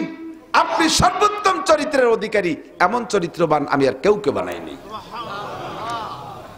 এবার আমি আপনি যদি চরিত্রবান হতে চাই তাহলে কার চরিত্র আমার ভিতরে আসলে আমিও প্রশংসিত হব? মুহাম্মদুর রাসূলুল্লাহ চরিত্র, ঠিক না? আল্লাহ আরেক জায়গায় যে তাই বলতেছেন, লাকাদ কানা লাকুম ফি রাসূলিল্লাহি উসওয়াতুন হাসানাহ। হে দুনিয়ার মানুষ, যারা আমলিক করো বঙ্গবন্ধুর আদর্শ ভালোবাসো, বাস্তবায়ন করার জন্য রাজপথ গরম করো। যারা বিএনপি করো জিয়াউর রহমানের আদর্শ ভালোবাসো, তার বাস্তবায়নের জন্য রাজপথ গরম করো। যারা জাতীয় পার্টি করো ইরশাদ সাহেবের আদর্শ পছন্দ করো, বাস্তবায়নের জন্য রাজপথ গরম করো। তোমরা বলো, সাক্ষী দাও, বঙ্গবন্ধু বেচতে যাইতে হলে, জিয়াউর রহমান বেচতে যাইতে হলে, ইরশাদ সাহেব বেচতে যাইতে হলে, শেখ হাসিনা বেচতে যাইতে হলে, খালেদা জিয়া বেচতে যাইতে হলে, ডক্টর ইউনূস বেচতে যাইতে হলে, অন্তর্বর্তীকালীন সরকারের সমস্ত উপদেষ্টা বেচতে যাইতে হলে যার যার চরিত্র দিয়ে এই যোগ্যতায় যেতে পারবে না। একটা মানুষের সার্টিফিকেট লাগবে, একটা মানুষের সই লাগবে। যতক্ষণ পর্যন্ত ওই মানুষটা এনাদের সার্টিফিকেটে সই না করবে অতক্ষণ পর্যন্ত একটাও বেচতে যেতে পারবে না। কথা বলেন ঠিক কি ঠিক না? কাজেই তাদের চরিত্র থেকে আমার তেমন শিখার কিছু নাই। শিখার মতো চরিত্রওয়ালা একটাই মানুষ, লাকাদ কানা লাকুম ফি রাসূলিল্লাহি উসওয়াতুন হাসানাহ। এই চরিত্র বর্ণনা করতে গেলে 30 পারা কোরআন শরীফের আলহামদুলিল্লাহ থেকে নিয়ে সূরা নাসের সিন পর্যন্ত ব্যাখ্যা করা লাগবে। সিদ্দিকা আয়েশা বলেন, খানা কানা কুলুকুল কোরআন। নবী পাকের চরিত্র আর 30 পারা কোরআন শরীফ সেম। ওটা হলো ফিজিক্যাল কোরআন আর মুহাম্মদুর রাসূলুল্লাহ প্র্যাকটিক্যাল কোরআন। একটু জোরে বলেন সুবহানাল্লাহ, ঠিক কি ঠিক না? 2-4 তো বলবো নাকি বলেন? 2-4 বলবো না? 2-4 আকলাকের কথা বলি, বেশি না। উনি আইসে যে আমার সিগন্যাল দিতে, তার মানে শেষ করে দেন। কত বলবো, দিন ভরিয়ে টোটোরে বেড়াইছি, ঘুমোতে পারিনি। এই গোয়াজের মধ্যে ঘুম আসতেছে। আল্লাহু আকবার। দোয়া করেন, আপনাদের দোয়ায় বেঁচে থাকি, আল্লাহ যেন সুস্থ রাখে, বলেন আমিন। কাব্বারানি মৌতুল কুবারা, সব বুড়োরা চলে গেছে, এখন বুড়ো হচ্ছে আমরা। হ্যাঁ, নড়াচড়া হবে না। এতক্ষণ পানাইছি, এখন দোয়াবো। এই সময় সরিয়ে যাও, কেন বালতি নিয়ে পেশা পাইছে, পানি পাল্টায় চলে এসে তাড়াতাড়ি।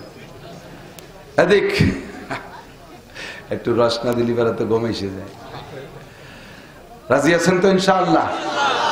নবী পাকের আদর্শ, আমরা সালামের আদর্শতে শুরু করি। হ্যাঁ, হুজুর আলাইহিস সালাতু ওয়াস সালাম মানুষের সাথে সাক্ষাতের পদ্ধতি কি শিক্ষা দিয়েছে? আফসুস সালাম।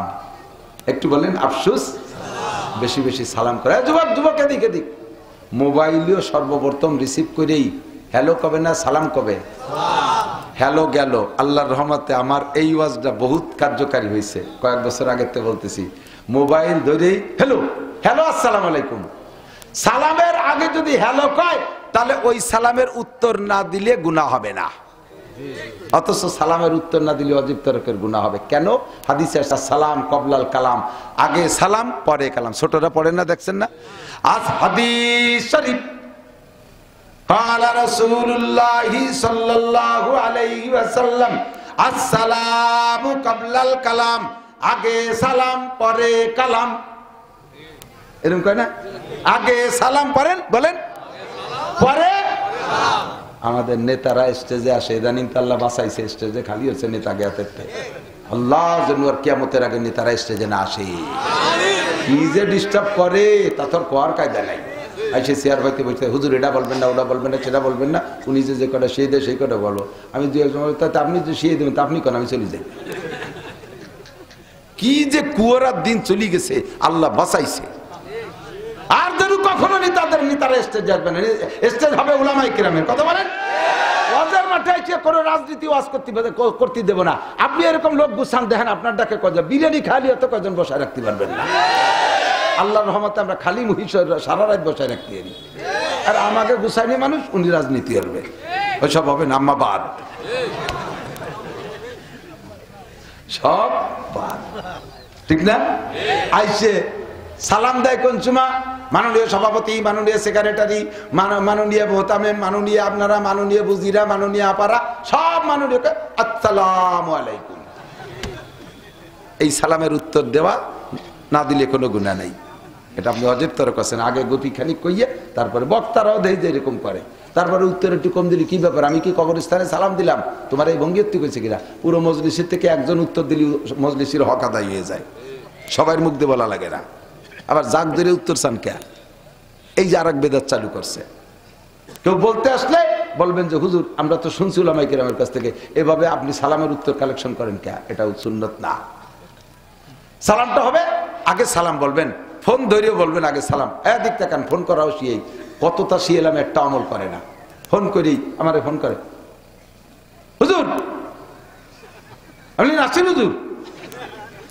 জি, ওই 6 তারিখে একটা দাওয়াত আমাকে এনে চলে আসেন। উনি কিডা, কোন গ্রাম, কোন মাস? প্রত্যেক মাসেই তো 6 তারিখ আছে। কোন বছর? 6 তারিখে একটা দাওয়াত আমাকে এনে মাহফিল হবে, আপনি চলে আসেন। আমি আচ্ছা ঠিক আছে, দাওয়াত দিয়ে ফেলাইছে আমারে। সিস্টেম না, ফোন করার নিয়ম, আসসালামু আলাইকুম রহমতুল্লাহ। ওয়ালাইকুম আসসালাম। হুজুর আমি কি হযরত মাওলানা শফিক সাহেব হুজুরের সাথে কথা বলছি? পরিচয়টা সম্পর্কে, আমার নাম নাসির আহমদ, আমার বাড়ি অমুক জায়গা। হুজুর আমি এই করি, আমি স্টুডেন্ট। আপনার পরিচয়টা বললে আপনি কোন ওজনের মানুষ সেই ওজনে আপনার সাথে কথা বলবো। আপনি একজন ডিআইজি, আপনি পরিচয় না দিয়ে কথা বলতেছেন, আপনার সুরি আমি টের পাচ্ছি না ডিআইজি না কি আপনি। আপনারে গভীর সময় ডিস্টার্ব করেন, আপনি তো ওই সময় ওত পাইতে রয়েছেন। এই হুজুর কোনো সময় আমার রেঞ্জের মধ্যে আসলে ধরে অ্যারেস্ট করবো। আমার সাথে এরকম কথা বলেন, আপনার সাথে কেমন কথা বলবেন পরিচয় দেন। আপনি ডাকাত না, আপনি ডাক্তার না, আপনি ইঞ্জিনিয়ার না, আপনি বিজ্ঞানী না, প্রফেসর না, প্রিন্সিপাল না, আপনি চোর। পরিচয় দিয়ে নেবেন আগে। বাপেও যদি ছেলের কাছে ফোন দেন, ছেলেদের কাছে ফোন দেন, বাপে ছেলের কাছে পরিচয় দেবেন, আমি তোমার আব্বু বলছি। ছেলেরাও যদি বাপের কাছে ফোন দাও, প্রত্যেকবার ডেলি 10 বার ফোন দিলে প্রত্যেকবার ফোনের ভিতরে পরিচয় দিতে হবে। আব্বু আমি আপনার বড় ছেলে আব্দুর রহমান বলছি, আব্বু আমি আপনার মেজো ছেলে আব্দুল্লাহ বলছি। কারণ বাইতে বাইতে কণ্ঠে মিল থাকে অনেক সময়, বাপে তা বুড়ো মানুষ টের পায় না। দেখা গেল যে দুইবার কথাই তো বাপের কাছে কয়, বাপ তো স্পিকার, বাপের কাছে কইছে। বাপ ওই কথা বড় জনের মনে হয়ে মাইজেজনের যত গুঁড়ো দরবার সব রোগ আছে, এই সবগুলো ওকে তালি মাইজেজন এই আমার নামে আটাচ্ছে। বাপ তো মনে হচ্ছে যার কথা তার কাছেই করছে। কথা কি বুঝিয়েছে? কথা বলার সিস্টেমই। বোর কাছেও যদি ফোন করো তাও পরিচয় দিবা, আমি তোমার স্বামী বলছি, বা আমি অমকের ছেলে মেয়ের একটা বাপের নাম দিয়ে আমি অমকের বাপ বলছি, তাহলে কথা বলতে সুবিধা হবে। পরিষ্কার আসসালামু আলাইকুম রহমতুল্লাহ। কি সুন্দর পদ্ধতি! আল্লাহর পক্ষ থেকে শান্তি আর রহমত আর বরকত তোমার উপরে নাজিল হোক। সালাম কট্টুক দেবেন তাও আল্লাহ শিখে দিয়েছে, ওয়াইজা হুইয়িতুম বিতাহিয়াতিন ফাহাইয়ু বিআহসানা আও রুদ্দুহা। যদি তোমার কেউ সালাম দেয় তাহলে যতটুক সালাম দিয়েছে তার চেয়ে একটু ভালো করে দাও। কেমন ভালো করে? আপনাকে আমি বলছি আসসালামু আলাইকুম, আপনি উত্তরে একটু ভালো করে দেবেন ওয়া আলাইকুমুস সালাম ওয়া রাহমাতুল্লাহ। আমি যদি বলি আসসালামু আলাইকুম ওয়া রাহমাতুল্লাহ, আমি একটা বাড়াই দিছি, আপনি আর একটু ভালো করে দেন ওয়া আলাইকুমুস সালাম ওয়া রাহমাতুল্লাহি ওয়া বারাকাতুহু। আমি যদি এবার তিনটাই কই বলে হাদিসে এই পর্যন্ত আছে আসসালামু আলাইকুম ওয়া রাহমাতুল্লাহি ওয়া বারাকাতুহু, এবার আপনি আর বাড়াবেন না, এবার আর রুদ্দুহা, যতটুকু আমি বলছি অট্টু ওয়া আলাইকুমুস সালাম ওয়া রাহমাতুল্লাহি ওয়া বারাকাতুহু। আবার অনেকে খানিক কিরামতি দেখায় ওয়া আলাইকুমুস সালাম ওয়া রাহমাতুল্লাহি ওয়া বারাকাতুহু ওয়া মাগফিরাতুহু ওয়া কুদরাতুহু ওয়া জান্নাতুহু ওয়া জাহান্নামুহু ওয়া দাখিলুহু ওয়া খারিজুহু। এই গুটি খানিক কথি দেয়, অত পণ্ডিতগিরি দেন যাবেন। এই জায়গা রুদ্দুহা সমান সমান শেষ। বুঝে আসছে কথা? সবচেয়ে বেশি সালাম পাবে কে? এত বড় একটা সুন্দর দোয়া সবচেয়ে বেশি কাকে করবেন? যে আপনার সবচেয়ে বেশি আপন তাকে। আপনার সবচেয়ে বেশি আপন মা, মারে ঘুরিয়ে ঘুরিয়ে সালাম দেবেন, মারে ঘুরিয়ে ঘুরিয়ে সালাম দেবেন। তারপরে আপন আপনার আব্বা, তারে ঘুরিয়ে ঘুরিয়ে সালাম দেবেন। এই দোয়াগুলো উন্ডা পাক। আব্বা মারে সালাম দিতে লজ্জায় নাক কেটে যায়, রাস্তার বিটাকে ফকা ফক সালাম দেয়। দুনিয়ার রাস্তার বিটাকে সালাম দিয়ে দোয়া দিয়ে ঢেউ দিচ্ছে, বাপে দাঁড়িয়ে ওরে মারে বলে সালাম দেয়। তা কি তোরে লাথি দেয় নাকি? সাড়ে শয়তান, মারে বলে সালাম দেয়। বউ তারপরে আপন তারে সালাম দেবেন। বউ রে কি রে সালাম দেয় কদি দেহি? ছেলে মেয়েরে বলে সালাম দিতে হবে। এগে দোয়া দিবা না, তার দুবার দোয়া দিবা কি হইতো বিটাকে? হ্যাঁ, রাস্তাঘাটের ফতেঘাটের বিটাকে ঢেউ দিচ্ছ সালাম দিয়ে দোয়া দিয়ে। এই দোয়াগুলো আপনদের মধ্যে আগে চালু করতে হবে। রাজি আছেন ইনশাল্লাহ? বাড়ি ঢুকে এখন বাড়ি যাবেন না, রাত্রে বাড়ি যাবেন, দরজার কাছে যে সালাম দেবেন আসসালামু আলাইকুম রহমতুল্লাহ। বাড়ি কেউ থাকলেও ভালো, না থাকলেও ভালো, ফেরেশতারা আপনার সালামের উত্তর দেবে। আর ফেরেশতারা আপনার এই উত্তর দিয়ে মানে আসমান থেকে তারা দোয়া চেয়ে দিল আপনার জন্য। পারা যাবে না? বাড়ি ঢুকবেন বিসমিল্লাহি ওয়ালাজনা বিসমিল্লাহি খরাজনা ওয়া আলাল্লাহি রাব্বিনা তাওয়াক্কালনা, দোয়াগুলো শিখে নেবেন। আল্লাহর রহমতে বরকত আসবে আপনার বাড়ির ভিতরে। আল্লাহ, এটা নবীর আদব। যুবক, এরপরে মুসাফা। এদিক তাকান, মুসাফা খুব ভদ্রতার সাথে মুসাফা। আমরা বক্তারা অনেক সময় মুসাফার থেকে কৃপণতা করি, স্টেজের থেকে নামার পরে বা আসলে মানুষের বক্তাদের সাথে বড় মনে করে একটু মুসাফায় এই কথা শুনবে, মুসাফা করার জন্য একটু আসে, আগায় আসে, একটু মুসাফা করতে বলে কি যে খুশি হয়। বক্তা এক রাত্রে ভগটে দল বলে 3-4 জনের ঘেরের মধ্যে দিয়ে চলে যায়, ফুস করে মুসাফা করবে না। মুসাফার ভিতরে সুন্নাত, তুমি 100 শহীদের সওয়াব পাবা, এই সওয়াবের থেকে তুমি বঞ্চিত হচ্ছ। সদস্য হুজুর রহমতুল্লাহ আলাইহির একটা ওয়াকিয়া আলী হোসেন শাহ হুজুর কাছ থেকে শুনছি। আলী হোসেন শাহ হুজুর তখন লালবাগ মাদ্রাসায় পড়ে, তো নোয়াখালী গেছে সদস্য হুজুর রহমতুল্লাহের সাথে মাহফিলে। তো হুজুর সে সময় খুব বুড়ো বয়স হয়ে গেছে, দুর্বল হয়ে গেছে। এই সময় মাহফিলে আলী হোসেন সাহেবের দেশে যে তুই অস্কর, তো হুজুর কয় আমি তো হাফেজ, এক্সপার্ট মানুষ, যুবক মানুষ, ঝাঁকা নাকা বয়ান করছি 2 ঘন্টা, মানুষ মুগ্ধ হয়ে গেছে। আমারও যেই সবার পেট ভরে গেছে। তারপরে সদস্য সাহেবের সাথে সাক্ষাৎ, এই অপেক্ষায় বসে রয়েছে। সদস্য সাহেব এসে 2-4 কথাকে মোনাজাত করে দিয়েছে, লোক দলে দলে আসতেছে একটু মুসাফা করতে। আলী হোসেন সাহেবকে আমি সামনের পর দাঁড়াইছি, ভাবে বুড়ো মানুষ এত মুসাফা করলে মরি যাবে না। সদস্য সাহেব আমার দেশে ধমক, এই তুই মরবি না আমি মরবো? বললি তো আমি মরবো, তুই মুসাফাটে আনুর কিরা? আল্লাহ নবীর সুন্নাত মুসাফা। এর ভিতরে এমন কোন মানুষ থাকতে পারে যার সাথে মুসাফা করলে কিয়ামতের ময়দানে আমি মুসাফার ওসিলায় নাজাত পেয়ে যাব। আমি শামসুল হকের আমল দিয়ে ভেস্তে যেতে পারবো না, এর মধ্যে একটা মহাব্বতের মানুষ আমার সাথে মুসাফা করছে, ওই লোকটা ভেস্তি হয়ে গেছে, কিয়ামতের ময়দানে সে আমারে সুপারিশ করতে পারে, আমিও তারে বলতে পারবো ভাই আপনার সাথে মুসাফা করেছিলাম, তা আমার এই ভেস্তে যা তুই ঠেয়ানুর কিনা। জেন কথা। আমি আসলে সেই থেকে সাধ্য অনুযায়ী চেষ্টা করি মুসাফা করার জন্য, সাধ্য অনুযায়ী চেষ্টা করি। ছোটরা অনেক সময় হাত বাড়াইয়ে বড়দের ধাক্কায় পারে না, বড়দের সরাই দিয়ে আমি সেই ছোট কজন নিয়ে আয় তোরা এবার তোরা আয়, ওরা একটু মুসাফা করে বাড়ি মার কাছে গল্প করে হুজুরের সাথে মুসাফা করছে, কি যে খুশি সে হয়, লাখ টাকা পাওয়ার সে খুশি হয়, ঠিক না? এই জন্য ওলামায়ে কেরাম কখনো মুসাফা থেকে কৃপণতা করবে না, সাধ্য অনুযায়ী মুসাফা করবেন। আপনারাও যদি সুযোগ পান এরকম মুসাফা করবেন। কার হাতের ওসিলায় ভেস্তে যাবেন বলা যায় না। স্ত্রীর সাথে মুসাফা করবেন, হালকা জাকি দেবেন, হাতের থেকে সগীরা গুনাহ ঝরে পড়ে যাবে। মুসাফার ভিতরে হালকা জাকি দেওয়ার কথা আসছে, হালকা জাকি। হালকা জাকি আবার আপনি 7 ফুটের জুয়ন বডি এরকম আমার মতো শূন্য একটা হুজুরি আকার ধরে জাকি দিয়েছেন, খট করে এনতে খুঁজে গেছে, এইরকম জাকি না, সহনীয় পর্যায়ে হালকা জাকি। এরপরে মুআনাকা। এদিক মুসাফা একটু আঙ্গুলির মাথায় মাথায় ছোঁয়া দেয়, মুসাফা হলো না, এক করে বুড়ি আঙ্গুলির গোড়া পর্যন্ত বাধায় দিতে হবে। 1 হাত করে দিলে হবে, 2 হাত দিয়ে করা ভদ্রতা বেশি। এটা মুরব্বীদের সাথে কখনো 1 হাত দিয়ে মুসাফা করবো না, ছেলেরা 2 হাত দিয়ে মুসাফা করবো, ভদ্রতার সাথে বিনয়ের সাথে, একটা দিনে কি পাবা। এরপরে মুআনাকা, কুলাকুলি। কুলাকুলি আছে না, কুলাকুলির সুন্নত এমনি বাদ, ঈদগায় যাই, ওরে বাবা বহির ধাক্কা ইমাম চাচিতে বেড়ে যায়, সিরিয়াল ধরে দাঁড়াইছে মুআনাকা করতে হবে। সারা বছর ধরে দেখা আছে তার সাথে মুআনাকা, যার সাথে দেখা খুব কম হয় তার সাথে সাক্ষাৎ মুআনাকা। তবে সিস্টেম কি, 2 জনের ডাইন পাশ, 2 জনের যার যার ডাইন পাশে গলায় একবার, কয়বার? ইনুতি তালে ফাঁকে মুহি মুহি বাড়ি লেগে দাঁত পুড়ে গেছে। আর গলার সাথে গলা মিশিয়ে এরকম বুড়িয়ালা 2 জন, ওকে গলা মেশবো, ওকে হবে মুবাতানা, পেটাপেটি, খুলাখুলি হবে, তারপরে উভতে গলার সাথে একটু মিশিয়ে নি।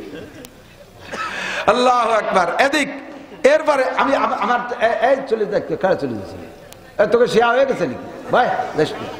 আসল টুকিতে হয় এদিকায়, বসেন বসেন না, শুনতে শুনতে সবাই কষ্ট হচ্ছে। নবীর আদর্শ, এগুলো সব নবীর, সবই নবীর আদর্শের, প্রত্যেকটার পিছনে আরবিতে রিডিং আছে, হাদিসের ইবারত আছে। এদিক আসল যেটুকু বলবো সেটুকু। আমরা আসছি, আসার পরে ওলামায়ে কেরাম, ছাত্ররা সবাই খেয়াল করবে, সবাই বক্তারা গাড়ি নিয়ে আসছে, আমি আমার বক্তাদের কথাই বলছি, অন্যগুলো আপনাদের ব্যাপার। বক্তারা গাড়ি নিয়ে আসছে, আপনারা রিসিভ করতে গেছেন, যাইয়েই দরজাটা কট করে টান দিয়ে খুলে ফেলেছে, এটা খুলবেন না। আমার গাড়ি আমি কেনা শিখছি, চালানো শিখছি, বসা শিখছি, আটকানো শিখছি, খোলা আমি শিখছি, সব দায়িত্ব আমার। আমি আর এক জায়গাতে মাহফিল করে আসছি, গা গতর ঘামিয়ে গেছে, আমি গাড়ির মধ্যে কিছুক্ষণ খালি গায়ে বসে গেছি, আমার গাড়ির মধ্যে তার কেউ নেই। আমি এখানে আসবো, হয়তো তার মধ্যে ঘুমিয়ে গেছি, ড্রাইভার চলে আসছে, হুজুর চলে আসছি, আমি চট করে এখন রেডি হয়ে পারি নাই। আপনি গাড়ি দাঁড়ানোর সাথে সাথে টাইম দিয়ে খুলে ফেলাইছেন, দেখেন আমি খালি গায়ে বসে গেছি। আল্লাহ কোন হুজুরি রস শুনতে এসেছি, জামা কাপড় নাই, বোঝেন নাই কথা। আমার প্রয়োজন, আমি টুপিটা খুলে বসে রয়েছি আমার গাড়ির মধ্যে, আপনি পট করে খুলে ফেললেন, আমার খালি মাথা, আমি নিজেই লজ্জাবোধ করতেছি। কখনো কাহারও গাড়ি খুলে, গাড়ির গেট খুলে এই খেদমত করতে যাবেন না। আমার আগের গাড়িটা এই সালতার এই পাশে কোন জায়গাতে যেন এরকম লক, এখনো ড্রাইভার খুলে, লক না খুললে তো টানলে খুলবে না, লক খুলে পারে নাই, হ্যান্ডেল ধরে টান দিছে এমন ধরে হ্যান্ডেলটা সিরিয়ে গেছে। 8,000 টাকা লাগছে সেই হ্যান্ডেলে, আর অজে যাদের ছিল তাই যে তেল পানি দিয়ে আমার সেই হ্যান্ডেলের টা হয় না। হাসি উড়ে দিয়ে না, কথা শিখবেন, আদর্শ শেখেন। এবার ভিতরে গেছি, বসছি, আইসে মোহাব্বতের ঠেলাই আমার গাছ সাথে মিশে বসে, মুহির সাথে মুখ মিশে দিয়ে কথা খায়। আমার মুখে একটা গন্ধ আছে, এই গন্ধটা আমার নিজেরটা আমার কাছে খারাপ লাগে না, কিন্তু আমার মুখের গন্ধ আপনার খারাপ লাগে। মোহাব্বতের ঠেলাই প্রত্যেকটা কথা কওয়ার সময় মুহির সাথে মুখ মিশে পাবে, বক বক করে গন্ধ বেরিয়েছে, দাঁত মাজে না কতকাল আল্লাহ জানে, কুইয়ে বসা গন্ধ। আমার তো দম ভরে, আমি সরি আর ও এসে আমার জায়গায় বসে, ওর মুহির গন্ধে সরি, ও তা টের পায় না। এটা আদবের খেলা, এটা আদবের খেলা। জড়ায় ধরিয়ে কাইদিও একজন কইছে, মাঝে মাঝে কই দুটি টেপে আছে। কালকে একজন কাছে, সারা জীবনে আপনার সাথে 2বার দেখা হয়েছে, আজকেই প্রথম। সারা জীবনে আপনার সাথে 2বার দেখা হয়েছে, তার আজই প্রথম, তাহলে 2বারের আর একবার কবে? খুশির ঠেলাই কয়ে ফেলাইছে। জড়াই ধরে কুলাকুলি হচ্ছে, যে গাল বড় পান আইসি দিচ্ছে না, কান্দি দিচ্ছে, জানিয়ে হক করে স্পের ওই আমার সাদা জামা পিছন দিয়ে লাল হয়ে। আদবের খেলাম, এটা কি আদবের খেলাম? খেয়াল করতেছেন? সব আদাবুল মুআশারাত। আমি যা বলতেছি, থানবী রহমাতুল্লাহ ছোট্ট একটা উর্দু রিসালা আছে, আদাবুল মুআশারাত, বাংলা হয়ে গেছে। ওইটা যদি পান কিনে পড়েন, দেখেন এগুলো আছে না নাই, সব এর মধ্যে আছে। এরপরে আমরা ভিতরে বসছি, মুসাফা করে করে আইসিয়া আলেম পাবলিক আইসিয়ে গাতি মেরে বসে থাকে। আমার খিদেতে পেট তৈ তৈ করতেছে, আমি ফোনে কইছি 2 রুটি খাবো অথবা 2 খান সিটাই ভিটে বানাইও। তারা তা বানাইছে আমি আর আমার ড্রাইভারের জন্য। এখন 20-20 জন আমার ভাইতে বসে রয়েছে, এরাও ওঠে না, আর ওই 2 হেন ফিটিও দিতে পারতেছে না। বিস্কুট টিস্কুট দিয়েছে, ওরা বসে যে খেয়ে সরি যাক, তা ওঠেই না। লাস্ট পর্যন্ত আমি বসে রয়েছি, আমার তা দিল না, খালি পেটে স্টেজে আইছি, খাতি পারলাম না। এই কাম করবেন না। যখন আপনার খাওয়া শেষ, কোরআন শরীফের হুকুম, ওয়াইজা তাইমতুম ফান্তাশিরু, ওয়াইজা তাইমতুম ফান্তাশিরু। খাওয়া হয়ে গেছে, জায়গা খালি করো, ওঠো। তোমার বিস্কুট খাতে দিতে, তুমি পরে ভিটে খাওয়ার জন্য বসে রয়েছে, ওঠো। আমল করা যাবে তো? যেখানে যান এই কথাগুলোর দিক খুব খেয়াল রাখবেন, একটু ভুল করবেন না। আর দাওয়াত যদি হয় আমার দাওয়াত, আপনারা দাওয়াত দেশের, আমাকে মনে মনে একটা নিয়ত আছে, হুজুরের ড্রাইভার সাথে একজন খাদেম থাকতে পারে, সর্বোচ্চ একজন। আমি একজন মানুষের জন্য কয়জন খাদেমের দরকার? একজন। আমি কোনো জায়গায় ওয়াজে গেলে, আমি তো একেবারে একা আসছি, আগে একটা ছেলে আসতো, কখনো কখনো একজন আনতাম, এখন তাও আনি না। আমার দাওয়াত যতটুক সেটুক হলো আমি আর আমার ড্রাইভার সাথে সর্বোচ্চ একজন খাদেম। আমি 4-5 জন তাগড়া তাগড়া নিয়ে যে উঠছি, গাড়ির ভিতরে কয়জন, ছাদে কয়জন, তলে কয়জন বান্ধি নিয়ে দিছি, ছাড়িয়ে যা খাইয়ে গে। এই গুটি খানিক দেখে বাড়ি এলা যা পাকাইছিল, কয় যে না না, ওই হুজুরটা বোর্ডিং এতে খাওয়াই দাও। এই কাম করবেন না বক্তারা, কেউ এই কাম করবেন না কেউ। কত গ্রাফিটির দরকার? 5-7 জন পাইক পিয়াদা নিয়ে যে ওঠেন। হাদিসে আসছে, আল্লাহ নবী বলেন, মান দাখালা আলা তামিন বিগাইরি দাওয়াতিন দাখালা সারিকান ওয়া খারাজা মুগীরা। যদি কোনো ব্যক্তি কোনো বাড়ি বিনা দাওয়াতে খাইতে ঢুকলো, তাহলে ওই লোকটা ঢুকলো চোর হইয়া, ডাকাতি করে বেরোলো। দাওয়াত দেশে আমারে, দাওয়াত দেশে আমার ড্রাইভারের সাথে একজন খাদেম, বাকি যে 3 জন, সেই 3 জনটা আপনি খাওয়াই আনলেন, ওরা চোর হয়ে ঢুকছে, ডাকাতি করে বার হয়েছে। আর যে কটা সাথে যায়, দামলা দামলা গেলেও সে হাসের মতো চাবানো ছাড়া। প্রথম বইটাকে, বাকি সব মেহমানের খানা ওই 1 বইটাকে শেষ করে ফেলাই দেয়। আজকে কালকের বক্তা যার ধরে দামলা দামলা গুলো নিয়ে যাইয়া ক্রেডিট দেখায় যে আমি আসছি, চলো যা, আমাকে সেখানে আমার এই ক্রেডিট দেখানোর দরকার নেই। যতটুক আপনাদের এই দেশের থেকে বড় বড় খাবার বন্ধ হয়ে গেছে কেন? আগে মুরব্বীরা বলেন জিয়াফত খাইতো না, গরু জবাইতে অনেক খাইতো না, তা কি এখন আছে? কেন গেছে? দেশে দাওয়াত একজন রে, জামাল কামাল লালটু বল্টু জুয়েল টুয়েল টুলু লুলু ডলি বলি নিয়ে কাতার ধরে বসাই দিয়েছে। প্রথম বইটাকে ডেক খালি, এরপরে বেটারা মুখ উচেরে ছানা বান্ধে এটি চলে আসে গালাগালি হতে হতে। এই খাওয়াগুলো উঠে গেছে এই সমস্ত ফাও মানুষের কারণে। ততক্ষণ ঠিক না? এগুলো আদবের খেলাফ, কখনো করবে না। কোনো বক্তা যদি আপনাদের 4-5 জনের ভিতরে ডাকে তাও আপনি যাবেন না। হুজুর কয়জন আছে? কয় যে 3 জন হয়েছে আর তুই চল। বলেন না, তাহলে যাবো না, যাইন না। দেখলে কর্তৃপক্ষ কষ্ট পায়, সামনের পর বলতে পারে না, কিন্তু ভিতরে কষ্ট থেকে যায়। অনেক সময় আপনার জন্য যে খাবার রেডি হয়েছে ওটা খাওয়ায়ও না আপনারে, এটা আদবের খেলাফ। লম্বা কিসসা ছিল, হুসাইন মাদানির এক গল্প আছে, তার বলবো না। তো দোস্ত, নবী আলা আদব এই সবগুলো দিকে খেয়াল রাখতে হবে। সালামের আদব, মুসাফার আদব, মুআনাকার আদব, বসার আদব, খাওয়ার আদব, উঠার আদব, শোয়ার আদব, সব কিছু শিক্ষা দিয়েছে আমার নবী। কথা বলার আদব, ঠিক কি ঠিক না? লাকাদ কানা লাকুম ফি রাসূলিল্লাহি উসওয়াতুন হাসানা। এক রাত্রে সব শিখাইতে পারবো না, এক রাত্রে সব শিখাইতে পারবো না। 30 পারা কোরআন শরীফ তাফসীর করা লাগবে, সংক্ষিপ্ত দাওয়াত দেই। এইগুলো সব শেখার জন্য আল্লাহ তাআলা আমাদের জন্য ব্রাহ্মমান একটা মাদ্রাসা বানাই দিয়েছে, ব্রাহ্মমান একটা মোবাইল মাদ্রাসা। এই মাদ্রাসার নাম হলো দাওয়াত ও তবলিগের মাদ্রাসা। কথা কয় না? কি মাদ্রাসা? তবলিগের মাদ্রাসা। তবলিগের আজকে আমি সকালবেলা বয়ান করছি ভবানীপুর মাদ্রাসায়। ওখানে দিনব্যাপী মাহফিল হয়েছে, মাগরিবের পরে অলিপুরি বয়ান শেষ হয়ে গেছে ঈশার আগে। সারা দিনব্যাপী মাহফিল হয়েছে, বিশাল লোক। আমি বয়ান করছি 11টা থেকে 12টা। তারপরে আমার ইউনিয়নের ভিতরে তবলিগের জোর ছিল, সেখানে আমি তশকিল করে আসছি ইস্তেমার জন্য। 31শে জানুয়ারি, 1-2 ফেব্রুয়ারি। বলেন 31শে জানুয়ারি, 1-2 ফেব্রুয়ারি। আগে কয় মাহফিলে দাওয়াত দিছি 10, 11, 12। পরবর্তীতে এই ডেটটা চেঞ্জ হয়েছে। সেদিনকে আমার কাছে খবর আসছে যে তবলিগের মার্কাজের মুরব্বীরাও জানে যে এই আমি ইস্তেমার মাঠের ইস্তেমার বা তবলিগের তশকিল বা দাওয়াত আমি দিয়ে থাকি। এই জন্য আবার আমারে জানাইছে, ওই খবর ওনাদের কানে গেছে যে মাওলানা নাসির সাহেব 10, 11, 12 দাওয়াত দিয়ে বেড়াচ্ছে। আবার হয়েছে হুজুর না, ডেট চেঞ্জ হয়ে গেছে। 31শে জানুয়ারি, 1-2 ফেব্রুয়ারি। রাস্তাঘাট ভালো আছে, আমাদের পদ্মা সেতু আছে, যাইতে কোনো অসুবিধা নেই ইনশাআল্লাহ। বছর আমরা একটু যুবকরা এটা আদর্শ নবীওয়ালা আদর্শ শেখার জন্য লাকাদ কানা লাকুম ফি রাসূলিল্লাহি উসওয়াতুন হাসানা। এক রাত্রে শেখানো সম্ভব না। তবলিগে 1টা 2টা 3টে চিল্লা দিলে আল্লাহর রহমতে কথা বলা শেখা যায়, লুকমা গালে দেওয়া শেখা যায়, ডিলাকুলুক শেখা যায়, বিছানায় শোয়া শেখা যায়, দস্তারখান শেখা যায়, মেসওয়াক শেখা যায়, সব কিছু শেখা যায়। আমরা ইনশাআল্লাহ ইস্তেমায় যাব, রাজি আছি না? ইনশাআল্লাহ যাওয়া যাবে তো ইনশাআল্লাহ। নবী পাক সাল্লাল্লাহু আলাইহি ওয়াসাল্লামের আদর্শ সুন্নতের পর আল্লাহ আমাদের সকলকে আমল করার তৌফিক দান করুন। সবাই বলে আমিন। মাদ্রাসার বিপক্ষে কেউ আছেন নাকি? মাওলানা শফিক সাহেব আলহামদুলিল্লাহ যেভাবে চষছে, 1 চাষ 2 চাষ তেয়ার সোয়ার কি কি কয় না কৃষকরা, এই সব চাষ দেশে একেবারে ধান চাল খুদ কুড়ো সব দেশে। আমি তেমন কিছু চাই না। লিল্লা বোর্ডিং আছে নাকি? লিল্লা বোর্ডিং আছে। একটা জিনিস, বিল্ডিং এর কাজ আছে, এখানে সিমেন্ট বালি দেবেন। আমি আমার সদস্য হুজুর রহমাতুল্লাহ আলাইহের সুযোগ্য জামাতা, হাজার হাজার মুহাদ্দিস শাইখুল হাদিসদের উস্তাদ আল্লামা আব্দুল মান্নান কাশিমি হুজুর রহমাতুল্লাহ আলাইহে, আমার বুখারী শরীফের উস্তাদ। তার জীবনী আমি বলতে গেলে আপনারা এরকম মাহফিল আরো 10টা লাগবে, সময় এত টাইম লাগবে। আমি বলতে পারবো হুজুরের জীবনী আসছে এখানে মাত্র 160 টাকা। ছাত্ররা পড়বেন, পড়বা কিনে কিনে নিয়ে ওলামাই কেরামও নেবেন। আপনারাও যারা গার্জিয়ান আছেন নিয়ে ছেলেদেরকে পড়াবেন। দেখবেন যে ছোট থেকে মানুষ কত বড় হওয়ার পদ্ধতি কি। এই পড়লে, বড়দের জীবনী পড়লে নিজের ভিতরে বড় হওয়ার একটা শৌক পয়দা হয়। মাত্র 160 টাকার ভিতরে নিয়ে নেবেন। বিল্ডিং এর কাজের জন্য কয়েক বস্তা সিমেন্ট লাগবে। যারা আগে দিয়েছেন তারাও দিতে পারবেন, দিলি নেব না তা না। আর যদি কেউ ফাঁকা থাকেন, বাকি থাকেন, বিল্ডিং এর কাজ শুরু চলতেছে না, বিল্ডিং এর কাজ চলতেছে, মোহাব্বতের সাথে 2-5 বস্তা সিমেন্ট যদি দেন, গভীর রাত্রে আমি আল্লাহর কাছে দোয়া করব আল্লাহ তাআলা আপনাদের তৌফিক দান করুক।